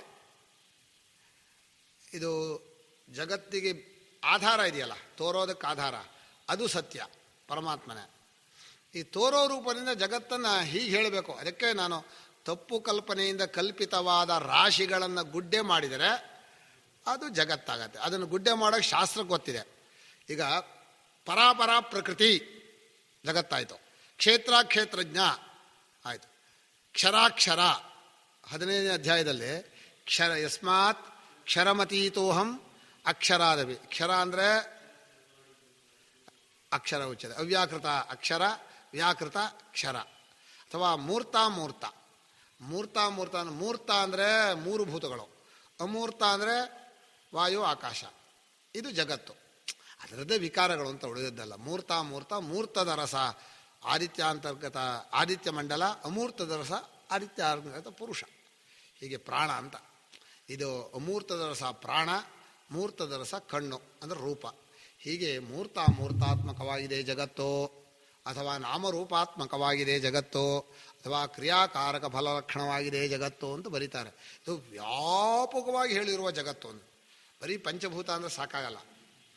ನೀನು ಸೃಷ್ಟಿಯ ಕ್ರಮವನ್ನು ಹೇಳ್ಕೊಂಡ್ರೆ ಹೇಳ್ಬೋದನ ಸಂಗ್ರಹವಾಗಿ. ಅದು ನಮ್ಗೆ ಏನಾಗುತ್ತೆ ಅಂದರೆ ಸುಲಭ ತಿಳ್ಕೊಳ್ಳೋಕ್ಕೆ. ಪರಮಾತ್ಮ ಒಬ್ಬನೇ, ಅವನೇ ಅವ್ಯಾಕೃತ. ಆ ಅವ್ಯಾಕೃತವಾದಾಗ ಅದನ್ನು ಆಳೋಕೆ ಅವನು ಈಶ್ವರ ಅನ್ನಿಸ್ಕೊಂಡ. ಆ ಅವ್ಯಾಕೃತ ನಾಮರೂಪಗಳನ್ನು ಹಿರಣ್ಯಗರ್ಭ ಅಂತ ಮಾಡ್ದ. ಹಿರಣ್ಯಗರ್ಭನಾದ ಕೂಡಲೇ ಅದು ಸಮಷ್ಟಿ ಪ್ರಾಣದ ಒಂದು ರಾಶಿ. ಆ ಪ್ರಾಣ ಕಟ್ಟಾಗಲ್ಲ. ಸೂರ್ಯನಿಗೂ ಭೂಮಿಗೂ ಇರೋ ಒಂದು ಶಕ್ತಿ ಇದೆಯಲ್ಲ, ಹಗ್ಗ, ಅದು ಪ್ರಾಣದಿಂದ ಹಿಡ್ಕೊಂಡಿರೋದು. ನೀವು ಯಾರಾದರೂ ಹೋಗಿ ಕಟ್ ಮಾಡಿಬಿಟ್ರೆ ಭೂಮಿ ಮುಂದಕ್ಕೆ ಹೋಗ್ಬಿಡುತ್ತೆ. ಕಟ್ ಮಾಡೋಕ್ಕಾಗಲ್ಲ, ಆ ವಿಷಯ ಬೇರೆ. ಯಾಕಂದರೆ ಸೂರ್ಯನ ಆಕರ್ಷಣೆಯ ಶಕ್ತಿ ಇದೆಯಲ್ಲ, ಅದು ಭೂಮಿಯನ್ನು ಕಾಣದ ಒಂದು ಹಗ್ಗದಿಂದ ಹಿಡ್ಕೊಂಡಿದೆ. ಅದೇ ಪ್ರಾಣಶಕ್ತಿ ಅಂತ ನಾವು ಹೇಳೋದು. ಅದನ್ನು ತುಂಡು ಮಾಡೋಕ್ಕೂ ಆಗಲ್ಲ. ಅದು ಇಡೀ ಬರೀ ಸೂರ್ಯ ಭೂಮಿ ಅಲ್ಲ, ಅಖಂಡ ನಕ್ಷತ್ರ ಇದರಷ್ಟನ್ನು ಕೂಡ ಸೂತ್ರಾತ್ಮನಾಗಿ ಹಿಡ್ಕೊಂಡಿದ್ದಾನೆ. ಅಂದರೆ ಒಂದಕ್ಕೊಂದು ಕಾಲದಲ್ಲಿ ಮನೆಗಳು ದೂರ ಇರೋ ಹಾಗೆ ಅಲ್ಲಿ ನಕ್ಷತ್ರ ಅಲ್ಲಿ ಹಾಗಿರಬೇಕು, ಇಲ್ಲಿ ಇರಬೇಕು. ನವಗ್ರಹಗಳು ಏನು ನವಗ್ರಹಗಳು ಸೂರ್ಯನ ಸುತ್ತ ಡಿಕ್ಕಿ ಹೊಡೆದ್ಬಿಟ್ರೆ ಏನು ಗತಿ ಅಂತ ಕೇಳಿದರೆ ಡಿಕ್ಕಿ ಹೊಡೆಯೋದಿಲ್ಲ, ಹೆದರಿಕೆ ಇಲ್ಲ. ನಾವಿರೋ ತನಕ ಅಂತೀವಿ. ನಾವಿರೋದ್ರೆ ನಾವು ಯಾವಾಗಲೂ ಇರ್ತೀವಲ್ಲ. ಈಗ ನಾವಿರೋ ತನಕ ಅಂದ್ರೆ ಒಂದು ಸಲ ಹೇಳ್ತೀವಿ, ನಾವು ಯಾವಾಗಲೂ ಇರ್ತೀವಿ ಅಂತ ಒಂದು ಸಲ ಹೇಳ್ತೀವಿ. ಇದು ಭಾಷೆ ಒಂದು ಕಡೆ ಅಧ್ಯಾತ್ಮಕ್ಕೆ ಹೋಗುತ್ತೆ, ಒಂದು ಕಡೆ ವ್ಯವಹಾರಕ್ಕೆ ಬರುತ್ತೆ. ಒಟ್ಟಲ್ಲಿ ಜಗತ್ತು ಸೂತ್ರಾತ್ಮನಿಂದ ಧೃತವಾಗಿದೆ. ನಾನು ಎಲ್ಲವನ್ನು ಧಾರಣೆ ಮಾಡ್ಕೊಂಡಿದ್ದೀನಿ, ನನ್ನದೇ ಮಾಲೆ, ಗ್ರಹ ನಕ್ಷತ್ರ ಮಾಲಿನಿ ಅಂತ ಹೇಳಿದ್ರು. ಗ್ರಹ ನಕ್ಷತ್ರಗಳು ಅವನ ರೂಪ. ಅದು ವ್ಯಾಕರಣ ಹಿರಣ್ಯಗರ್ಭ. ಹಿರಣ್ಯಗರ್ಭನಿಂದ ಮುಂದೆ ಪಂಚಭೂತಗಳ ಸೂಕ್ಷ್ಮಗಳು. ಆ ಪಂಚಭೂತಗಳ ಸೂಕ್ಷ್ಮದಲ್ಲೇ ಹಿರಣ್ಯಗರ್ಭ ಪ್ರಾಣ ಆದಮೇಲೆ ಜೀವಗಳ ಸಮೂಹ ಅಂತ ಆಗಲ್ಲ, ಪ್ರಾಣಗಳ ಸಮೂಹ ಅಂತ ಹೇಳ್ಬೋದು. ಜೀವ ಅಂದರೆ ಪ್ರಾಣ ಅಲ್ವಲ್ಲ, ಜೀವ ಅಂದರೆ ಪರಮಾತ್ಮ ಆಗ್ಬಿಡ್ತಾನಲ್ಲ. ಜೀವನಿಗೆ ಅನೇಕತ್ವ ಇಲ್ಲ. ಹಾಂ, ಶುದ್ಧವಾದ ಮನಸ್ಸಿನ ಅದು ಪ್ರಾಣ, ಅದು ಎರಡು ಮುಖ. ಅದು ಒಂದು ಕಡೆ ಪ್ರಾಣ, ಒಂದು ಕಡೆ ಮನಸ್ಸು, ಒಂದೇ ಇದರ ಎರಡು ಮುಖ, ಪ್ರಾಣ ಮನಸ್ಸಿಂದು. ಹೀಗೆ ಈಗ ಜಗತ್ತು ಜಡ ಅಂದರೆ ಈಗ ಪ್ರಾಣ ಸ್ವರೂಪ ಅಂತ ಇಟ್ಕೊಂಡಾಗ ಜಡ ಅಂತಲೇ ಹೇಳ್ಬೋದು. ಜೀವನ್ನು ಸೇರಿಸ್ಕೊಂಡ್ರೆ ಜಗತ್ತಿಗೆ ಜಡ ಆಗಲ್ಲ. ಜೀವ ಅರಿವಿನ ರೂಪ ಅವನು. ಈಗ ನಮ್ಮಲ್ಲಿ 4 ಸಿದ್ಧಾಂತ ಇದೆ, ನಿಮಗೆ ಹೇಳ್ತೀನಿ. ಸೈನ್ಸಿಂದ ವಿಮರ್ಶೆ ಮಾಡಿದಾಗ ಎಲ್ಲ ಜಡ ಜಗತ್ತು, ಕರೆಕ್ಟು. ವ್ಯವಹಾರದ ಜನ ಹೇಳಿದರೆ ಜಗತ್ತು ಇದೆ, ಜಡವೂ ಇದೆ, ಚೇತನವೂ ಇದೆ. ಮನುಷ್ಯರೆಲ್ಲ, ಪ್ರಾಣಿಗಳೆಲ್ಲ ಚೇತನ, ಇದೆಲ್ಲ ಜಡ ಅಂತ. ನೀವು ಕರ್ಮಕಾಂಡಕ್ಕೆ ಬಂದರೆ ಪ್ರತಿಯೊಂದರಲ್ಲೂ ಚೇತನ ಇದೆ ಒಳಗೆ. ಆ ಪ್ರಾಣ, ಆ ಪ್ರಾಣ ಒಳಗೆ ಜೀವ. ಈಗ ನಮ್ಮಲ್ಲಿ ಬ್ಯಾಕ್ಟೀರಿಯಾ ಇದ್ದಾಗ ನಮ್ಮ ದೇಹದಲ್ಲಿ, ನಾನು ತಮಾಷೆ ಮಾಡ್ತೇನೆ, ಎಷ್ಟೋ ಬ್ಯಾಕ್ಟೀರಿಯಾ ಇದೆಯಲ್ಲ, ಅಷ್ಟೋ ಬ್ಯಾಕ್ಟೀರಿಯಾಗಳು ನಾನು ಅಂತ ಇದೆಯೋ ಇಲ್ವೋ? ಹಾಗಾದರೆ ನಾನುಗಳು ಎಷ್ಟೋ ಸೇರಿ ನಾನಾದವೇ ಒಂದಾಗತ್ತೆ. ಇದೆಯೋ ಇಲ್ವೋ? ದೇಹದಲ್ಲಿ ಬ್ಯಾಕ್ಟೀರಿಯಾ ಇದೆ. ನಮ್ಮಲ್ಲಿ ಒಬ್ಬರು ಬಂದಿದ್ದರು, ಒಳ್ಳೆ ಸೈನ್ಸ್ ಓದ್ದವರು. ಅವರು ಜೀವಿಗಳ ಬೆಳವಣಿಗೆ ಅಂತ ಏನೋ ಒಂದು ವಿಷಯ ಕೊಟ್ಟಿದ್ರು. ನಾನು ಜೀವಿಗಳ ಬೆಳವಣಿಗೆ ಬೇಡ, ಜೀವನ ಸ್ವರೂಪ ಹೇಳ್ರಿ ಹಿಂದೆ. ನನಗೆ ವೇದಾಂತ ಬೇಕಾಯಿತು. ಅವ್ರು ಬೇಡ ನಾನು ಇದನ್ನು ಹೇಳ್ತೀನಿ, ಎಂಥದ್ದು ಬಯಾಲಜಿ ಅಂದರೆ ಜೀವಿತಾನೆ, ಜೀವಿಗಳು ಹೇಳ್ತೀನಿ ಅಂದರು. ಜೀವಿಗಳು ಅಂದರೆ ಜೀವ ಅಂದರೆ ಏನು ಅಂತ ಹೇಳಿದ್ರೆ ಜೀವಿ ಅಂತ ಹೇಳ್ಬೋದು. ಜೀವ ಅಂದರೆ ಏನು ಹೇಳಲ್ಲ, ಜೀವಿಗಳು ಅಂತ ಹೇಳ್ತೀರಲ್ಲ ಅಂದರು ಅವರು. ಅಲ್ಲ, ಬೆಳೆಯೋದು ಅಂದರೆ ಹುತ್ತಾನು ಬೆಳೆಯುತ್ತೆ, ಓಡಾಡೋದು ಅಂದ್ರೆ ಬಸ್ಸು ಓಡಾಡುತ್ತೆ, ಭೂಮಿನೂ ತಿರುಗತ್ತೆ. ಯಾವುದು ಜೀವಿ ಅಂತ ಕೇಳಿದೆ. ನಮ್ಮ ವೈದಿಕ ದೃಷ್ಟಿಯಲ್ಲಿ ಎಲ್ಲರೂ ಜೀವಿಗಳೇ, ಭೂಮಿಯ ಕಣಕಣವೂ ಜೀವಿಯೇ. ನಮ್ಮ ವೈದಿಕ ಇದರಲ್ಲಿ ಒಂದು ಮೊರ ತಗೋಬೇಕಾದ್ರೂ ನಮಸ್ಕಾರ ಮಾಡೆ, ಒಳಗಡೆ ಚೇತನ ಇದ್ದಾನೆ, ಅಲ್ಲಿ ಪ್ರಾಣಾತ್ಮನೂ ಇದ್ದಾನೆ, ಪರಮಾತ್ಮನೂ ಇದ್ದಾನೆ, ಅದು ಜೀವಿಯೇ. ನಮಗೆ ಜಗತ್ತೆಲ್ಲ ಚೇತನವೇ. ವೇದಾಂತಕ್ಕೆ ಬಂದರೆ ಪರಮಾತ್ಮ ಏನಾದರೆ ಅಖಂಡ ಗಟ್ಟಿ ಸಾಲಿಡ್ ಚೇತನ. ವೇದಾಂತದಲ್ಲಿ ಸಾಲಿಡ್ ಚೇತನ, ವೈದಿಕದಲ್ಲಿ ಒಳಗೆ ಚೇತನ ಇದೆ, ಹೊರಗಡೆ ಪ್ರಾಣ ಒಂದು ಭೌತಿಕ ಇದೆ. ವ್ಯವಹಾರಕ್ಕೆ ಬಂದರೆ ಕೆಲವರು ಚೇತನರು, ಕೆಲವು ಜಡ. ಸೈನ್ಸಿಗೆ ಹೋದರೆ ಬರೀ ಜಡಾನೆ. ಯಾವುದು ಸರಿ ಹೇಳ್ರಿ? 4 ಇದೆ. ಸೈನ್ಸು ಎಲ್ಲ ಜಡ, ಎನರ್ಜಿ ಅನ್ನೋದು, ಅದಕ್ಕೆ ಚೇತನವೇ ಕಾಣಲ್ಲ. ವ್ಯವಹಾರ ಸಮಾಜಕ್ಕೆ ಬನ್ನಿ, ಸಮಾಜದವರು ಇಲ್ಲ ಸ್ವಾಮಿ ಅದು ಚೇತನ, ಇದು ಜಡ, ಚೇತನಕ್ಕೆ ಹಿಂಸೆ ಮಾಡಬಾರ್ದು, ತೊಂದರೆ ಕೊಡಬಾರ್ದು, ಮರ ಗಿಡ ಕಣಿಬಾರ್ದು, ಇದೆಲ್ಲ ಸಾಮಾಜಿಕ ವ್ಯವಸ್ಥೆ. ವೈದಿಕಕ್ಕೆ ಬಂದುಬಿಟ್ರೆ ಎಲ್ಲವೂ ಚೇತನಯುಕ್ತವಾದ ಪ್ರಾಣಿನೇ. ನೀವು ಕಪಾಲ ಇಡಬೇಕಾದ್ರೂ ದೃಗಂಹ ಶ್ರೋತ್ರ ದೃಗಂಹ ಅಂಥೇಳಿ ಕಪಾಲದಲ್ಲಿ ಮಾತಾಡ್ತೀವಿ ನಾವು. ಇದನ್ನು ತಗೋತೀವಲ್ಲ, ಕತ್ತಿ ತಗೊಂಡ್ರೆ ನೋಡಪ್ಪ ನೀನು ಹಿಂಸೆ ಮಾಡಬೇಡ, ಅದನ್ನು ಮಾಡಿದೆ. ಯಾಕಂದರೆ ನಮ್ಗೆ ಎಲ್ಲರಲ್ಲೂ ಚೇತನ ಇದ್ದಾನೆ. ಯಜ್ಞದಲ್ಲಿ ದರ್ಭೆ ಹುಲ್ಲಲ್ಲೂ ಚೇತನ ಇದ್ದಾನೆ. ಎಂಥದೋ ಹಂಚಿನ ಪಿಳಿಕೆ ಅಂತೀರ, ಏನಂತೀರಿ ನೀವು ಅದನ್ನು? ಕಪಾಲ, ಅದರಲ್ಲೂ ಚೇತನ ಇದೆ. ನಮಗೆ ಅಚೇತನ ಅನ್ನೋ ಭಾಗವೇ ಇಲ್ಲ. ಅಚೇತನ ಮಿಶ್ರಿತ ಚೇತನ ಅಂದರೆ ಒಳಗಡೆ ದೇವತೆ, ಅದರೊಳಗಡೆ ಪ್ರಾಣ, ಅರಿವು, ಹೊರಗಡೆ ಶರೀರ, ಇಷ್ಟು ಎಲ್ಲವೋ. ನೀವು ಕುರ್ಚಿ ಹೋಗ್ಬೇಕು, ಕೂತ್ಕೋಬೇಕಾದ್ರೂ ಕಣ್ಣು ಓದ್ಕೋಬೇಕು, ಸ್ವಾಮಿ ನಮಸ್ಕಾರ ಮಾಡಿ, ಯಾಕಂದ್ರೆ ಅದ್ರ ಮೇಲೆ ಕೂತ್ಕೋತೀವಿ ನಾವು ಅಂತ. ಇದು ಒಂದು ವೈದಿಕ ಕರ್ಮದ ನೆಲೆ. ಇದು 3ನೇ ನೆಲೆ. ವೇದಾಂತಕ್ಕೆ ಬಂದರೆ ಇದೆಲ್ಲ ಬರೀ ಜಡ ಅನ್ನೋದು ಕಲ್ಪನೆ ಅಷ್ಟೇ. ಸಾಲಿಡ್ ಚೇತನ, ಅಚೇತನವೇ ಇಲ್ಲ, ಗಟ್ಟಿ. ಯಾಕೆ ಮಾತಾಡಲ್ಲ ಅಂತ ಕೇಳಿ, ಚೇತನ ಅಲ್ಲ ಮಾತಾಡೋದು, ಅಚೇತನವೂ ಮಾತಾಡಲ್ಲ, ಚೇತನವೂ ಮಾತಾಡಲ್ಲ. ತಪ್ಪು ಕಲ್ಪನೆಯಲ್ಲಿದ್ದರೆ ಮಾತಾಡೋರು ಸಿಗ್ತಾರೆ. ಇವ್ರು ಕೇಳಿದರು, ಕರ್ತೃತ್ವ ಮನಸ್ಸಿಗಿದೆಯೋ ಸಾಕ್ಷಿಗಿದೆಯೋ? ಕೇವಲ ಸಾಕ್ಷಿ ಕರ್ತೃವಲ್ಲ, ಕೇವಲ ಮನಸ್ಸು ಜಡ ಕರ್ತೃವಲ್ಲ. ತಪ್ಪು ತಿಳುವಳಿಕೆಯಿಂದ ಕರ್ತೃತ್ವ ಬರುತ್ತೆ. ಅಂದರೆ ಕರ್ತೃತ್ವ ಯಾರಿಗೂ ಇಲ್ಲ. ಅಲ್ಲೇ ಸೂತ್ರ ಭಾಷೆಯಲ್ಲೇ ಬರೀತಾರೆ, ಕರ್ತೃತ್ವ ಆಗಲಿ, ಭೋಕ್ತೃತ್ವ ಆಗಲಿ, ಸಂಸಾರಿ ಆಗಲಿ, ಬರೀ ದೇಹಾದಿಗಳಿಗೂ ಇಲ್ಲ. ಬರೀ ದೇಹ ಬಿದ್ದಿರುತ್ತೆ, ಅದಕ್ಕೆ ಸಂಸಾರ ಇದೆ. ಬರೀ ಜೀವ ಸಾಕ್ಷಿಯಾಗಿದ್ದಾನೆ, ಅವನಿಗೇನಿದೆ? ಅದನ್ನು ತಪ್ಪು ತಿಳುವಳಿಕೆಯಿಂದ ಇಬ್ಬರಿಗೂ ಬರುತ್ತೆ. ಹೀಗೆ ಹೇಳ್ತೀವಿ ನಾವು. ಕರ್ತೃತ್ವ ಯಾರಿಗಿದೆ ಅಂತ ಉತ್ತರ ಹೇಳಕ್ಕೆ ಹೋಗಲ್ಲ. ಯಾರಿಗಿದೆ ಉತ್ತರ ಹೇಳಿ ಸಿಗಾಕೊಂಡ್ಬಿಡ್ತೀವಿ ನಾವು. ಆದರೆ ಏನು ಮಾಡ್ತೀವಿ? ತಪ್ಪು ತಿಳ್ಕೊಂಡಾಗ ಬರುತ್ತೆ ಸ್ವಾಮಿ. ನಾಪಿ ಕ್ಷೇತ್ರಜ್ಞಸ್ಯ ನಾಪಿ ಕ್ಷೇತ್ರಸ್ಯ. ಅದಕ್ಕೆ ಭಗವಂತ ಬಹಳ ಸುಲಭವಾಗಿ ಉತ್ತರ ಹೇಳಿದಾನಲ್ಲಿ. ಉತ್ತರ ಹೇಳುವಾಗ ನೀವು ನೋಡಿ, ಕ್ಷೇತ್ರಾಧ್ಯಾಯ ನೋಡಿ, ಅಥವಾ ಪರಾಪರ ಪ್ರಕೃತಿ ನೋಡಿ, ಮಹಾಭೂತಾನ್ಯಹಂಕಾರ ಅಂತ ಹೇಳಿ ಹೇಳ್ತಾನಲ್ಲ 7ನೇ ಅಧ್ಯಾಯದಲ್ಲಿ, 9ನೇ ಅಧ್ಯಾಯದಲ್ಲಿ, ಮತ್ತು 13ನೇ ಅಧ್ಯಾಯದಲ್ಲಿ, ಮತ್ತು 15ನೇ ತತ್ವವನ್ನೇ ಹೇಳ್ತಾ ಇದ್ದಾನೆ. ಆದರೂ ನಾವು ಗೀತೆಯನ್ನು ಸಾಧನ ಪ್ರಸ್ಥಾನ ಅಂತೀವಿ. ಯಾಕಂದರೆ ತತ್ವವನ್ನು ಒಂದೇ ಶ್ಲೋಕದಲ್ಲಿ ಹೇಳ್ತಾನೆ, ಹೆಚ್ಚು ಮಾತಿರಲ್ಲ. ನಿಜ ಹೇಳೋಕೆ ತುಂಬ ಮಾತು ಬಳಸ್ಬೇಕಲ್ಲ, ಒಂದೇ ನಿಜ. ಸುಳ್ಳು ಹೇಳಬೇಕಾದ್ರೆ ತುಂಬ ಹೇಳಬೇಕು. ತುಂಬ ಮಾತಾಡ್ತಾನೆ ಅಂದರೆ ತುಂಬ ಸುಳ್ಳು ಹೇಳ್ತಾನೆ ಅಂತ.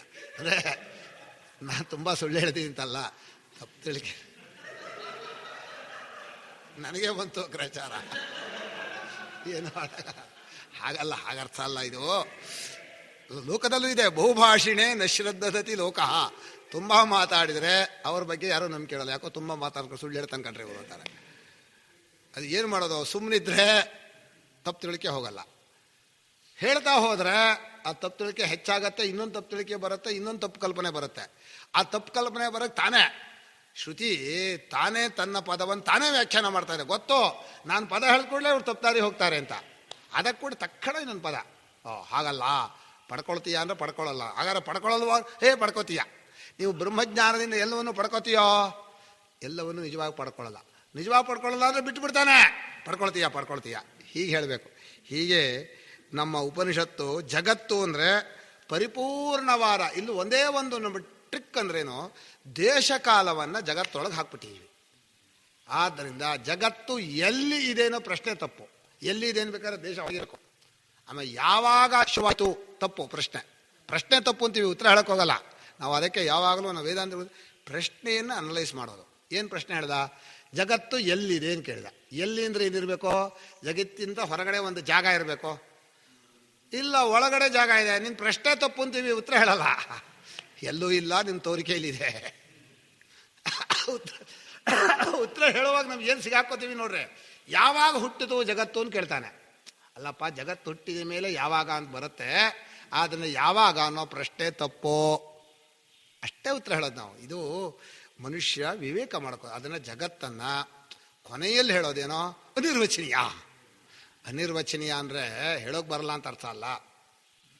ಇರೋ ರೂಪದಿಂದ ಪರಮಾತ್ಮನೇ, ತೋರೋ ರೂಪದಿಂದ ಪರಮಾತ್ಮನಿಗೆ ಬೇರೆ ಅಂತಾಗಲಿ ಪರಮಾತ್ಮನೇ ಅಂತಾಗಲಿ ಹೇಳೋಕೆ ಬರೋಲ್ಲ.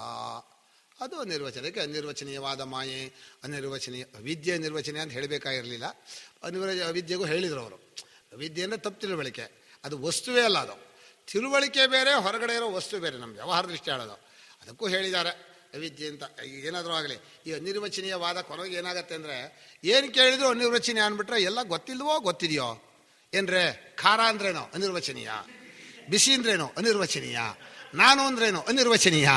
ಏನಾದರೂ ಕೇಳ್ರೆ ನನ್ನ ಹತ್ರ ಇದೆ ಉತ್ತರ, ಏನೋ ಹೇಳೋಕೆ ಬರಲ್ಲ ಅಂತ. ಅದು ಗೊತ್ತಿಲ್ಲ ಅಂತ ಅರ್ಥ. ಇದು ನಿರ್ವಚನೀಯ ನಮ್ಮ ಬುದ್ಧಿಯನ್ನು ಕೆಡಿಸುತ್ತೆ.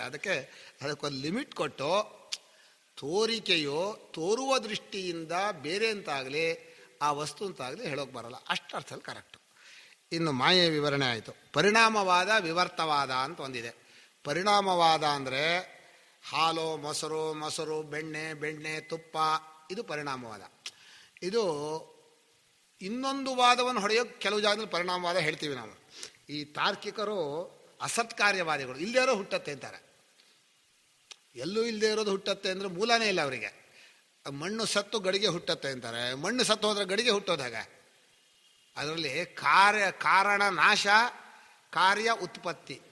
ಅಕ್ಕಿ ನಾಶವಾಗಿ ಅನ್ನ ಹುಟ್ಟತ್ತೆ ಅಂತಾರೆ. ಇಲ್ಲ, ಅಕ್ಕಿನೇ ನಿಧಾನವಾಗಿ ಚೇಂಜ್ ಆಗತ್ತೆ ಅಂತೀವಿ. ಅದು ಅವರನ್ನು ಖಂಡನೆ ಮಾಡೋಕ್ಕಷ್ಟೇ. ನಮ್ಮಲ್ಲಿ ಪರಿಣಾಮವಾದ ಅಲ್ಲ. ಮುಂದೆ ಹೇಳಿದಾರಲ್ಲ ವಿವರ್ತವಾದ ಅಂದ್ರೇನು? ಇದ್ದಾಗೆ ಇದ್ದು ಬೇರೆ ಥರ ತೋರ್ಕೊಳ್ಳೋದು ವಿವರ್ತವಾದ ಹೆಸರು.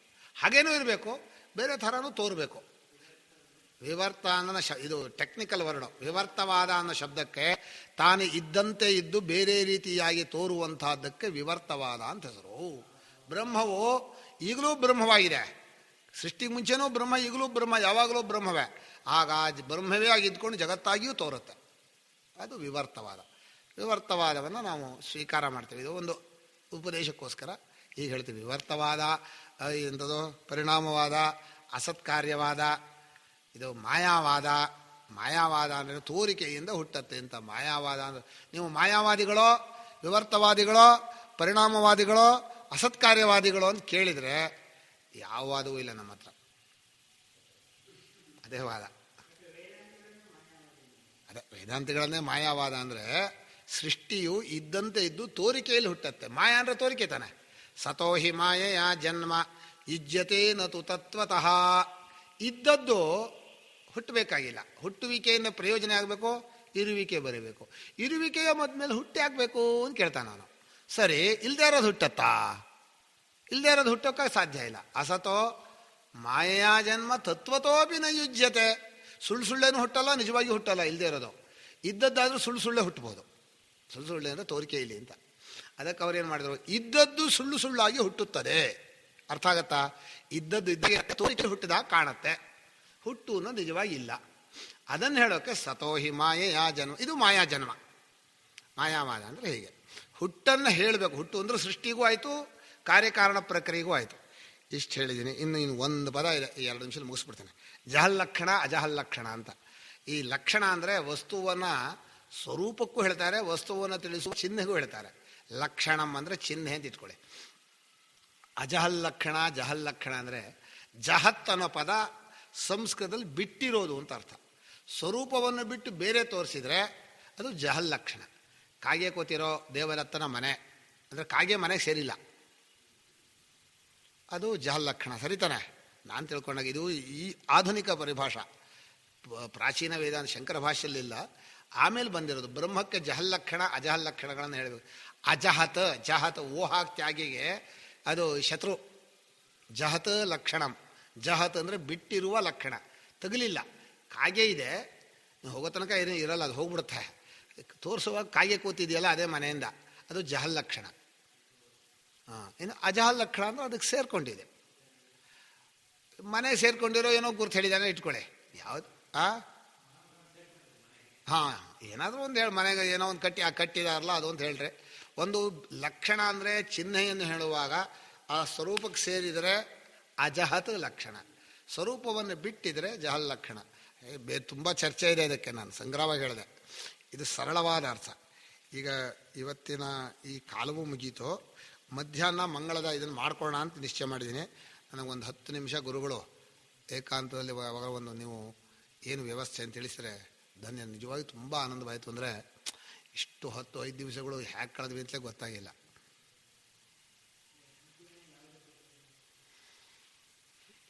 ಮಧ್ಯಾಹ್ನ ನಾನು ಹೇಳೋದು ಅರ್ಧ ಸಮಯವನ್ನು ನಿಮಗೆ ಕೊಟ್ಟುಬಿಡ್ತೀನಿ. ಯಾಕಂದರೆ ಎಲ್ಲರೂ ಒಂದು ಸ್ವಲ್ಪ ಅಭಿಪ್ರಾಯ ಹೇಳುವ ಹಾಗೆ ಇರಲಿ. ಇನ್ನು ಅರ್ಧ ಸಮಯದಲ್ಲಿ ಯಾವುದಾದ್ರೂ ಒಂದು ಸಾಧನವನ್ನು ಹೇಳೋಣ ಅಂತ ಇದೆ. ಶ್ರವಣ ಮನನ ನಿಧ್ಯಾಸನ ಸಾಧನ ವಿಷಯ ಹೇಳೋದಾದರೆ ಸಾಧಕರಿಗೆ ಸಾಧನ ಪ್ರಧಾನ. ಸಿದ್ಧಾಂತ ತುಂಬ ಇದೆ. ಈಗ ಅಧ್ಯಾಸ ಹೇಳೋಕ್ಕೆ 5 ದಿವಸ ತಗೊಂಡ್ವಿ. ಇನ್ನು ಸಿದ್ಧಾಂತ ಪ್ರಕ್ರಿಯೆಗಳು ಒಂದೊಂದು ಒಂದು ದೊಡ್ಡ ಪ್ರಕ್ರಿಯೆ. ಅಂದರೆ ಸಾಧನ ವಿಚಾರವನ್ನಾದರೆ ಸಂಗ್ರಹವಾಗಿ ಒಂದು ಯಾವುದಾದ್ರು ಒಂದು ವಿಷಯ ಹೇಳೋದು. ಪರಂಪರಾ ಸಹಕಾರಿ ಇದೆಯಲ್ಲ, ಒಂದೇ ಒಂದು ವಿಷಯ ಶ್ರವಣ ಮನನ ನಿಧ್ಯಾಸನ ಅಂತ ಒಂದು ವಿಷಯ ಇಟ್ಕೊಂಡು ಅದನ್ನು ಮಾಡೋಣ. ಆಯಿತು. ಓಂ ಶಾಂತಿ ಶಾಂತಿ ಶಾಂತಿ. ಓಂ ಹಿ ಓಂ ಸತ್ ಸತ್. ಶ್ರೀರಾಮಕೃಷ್ಣಾರ್ಪಣಮಸ್ತು.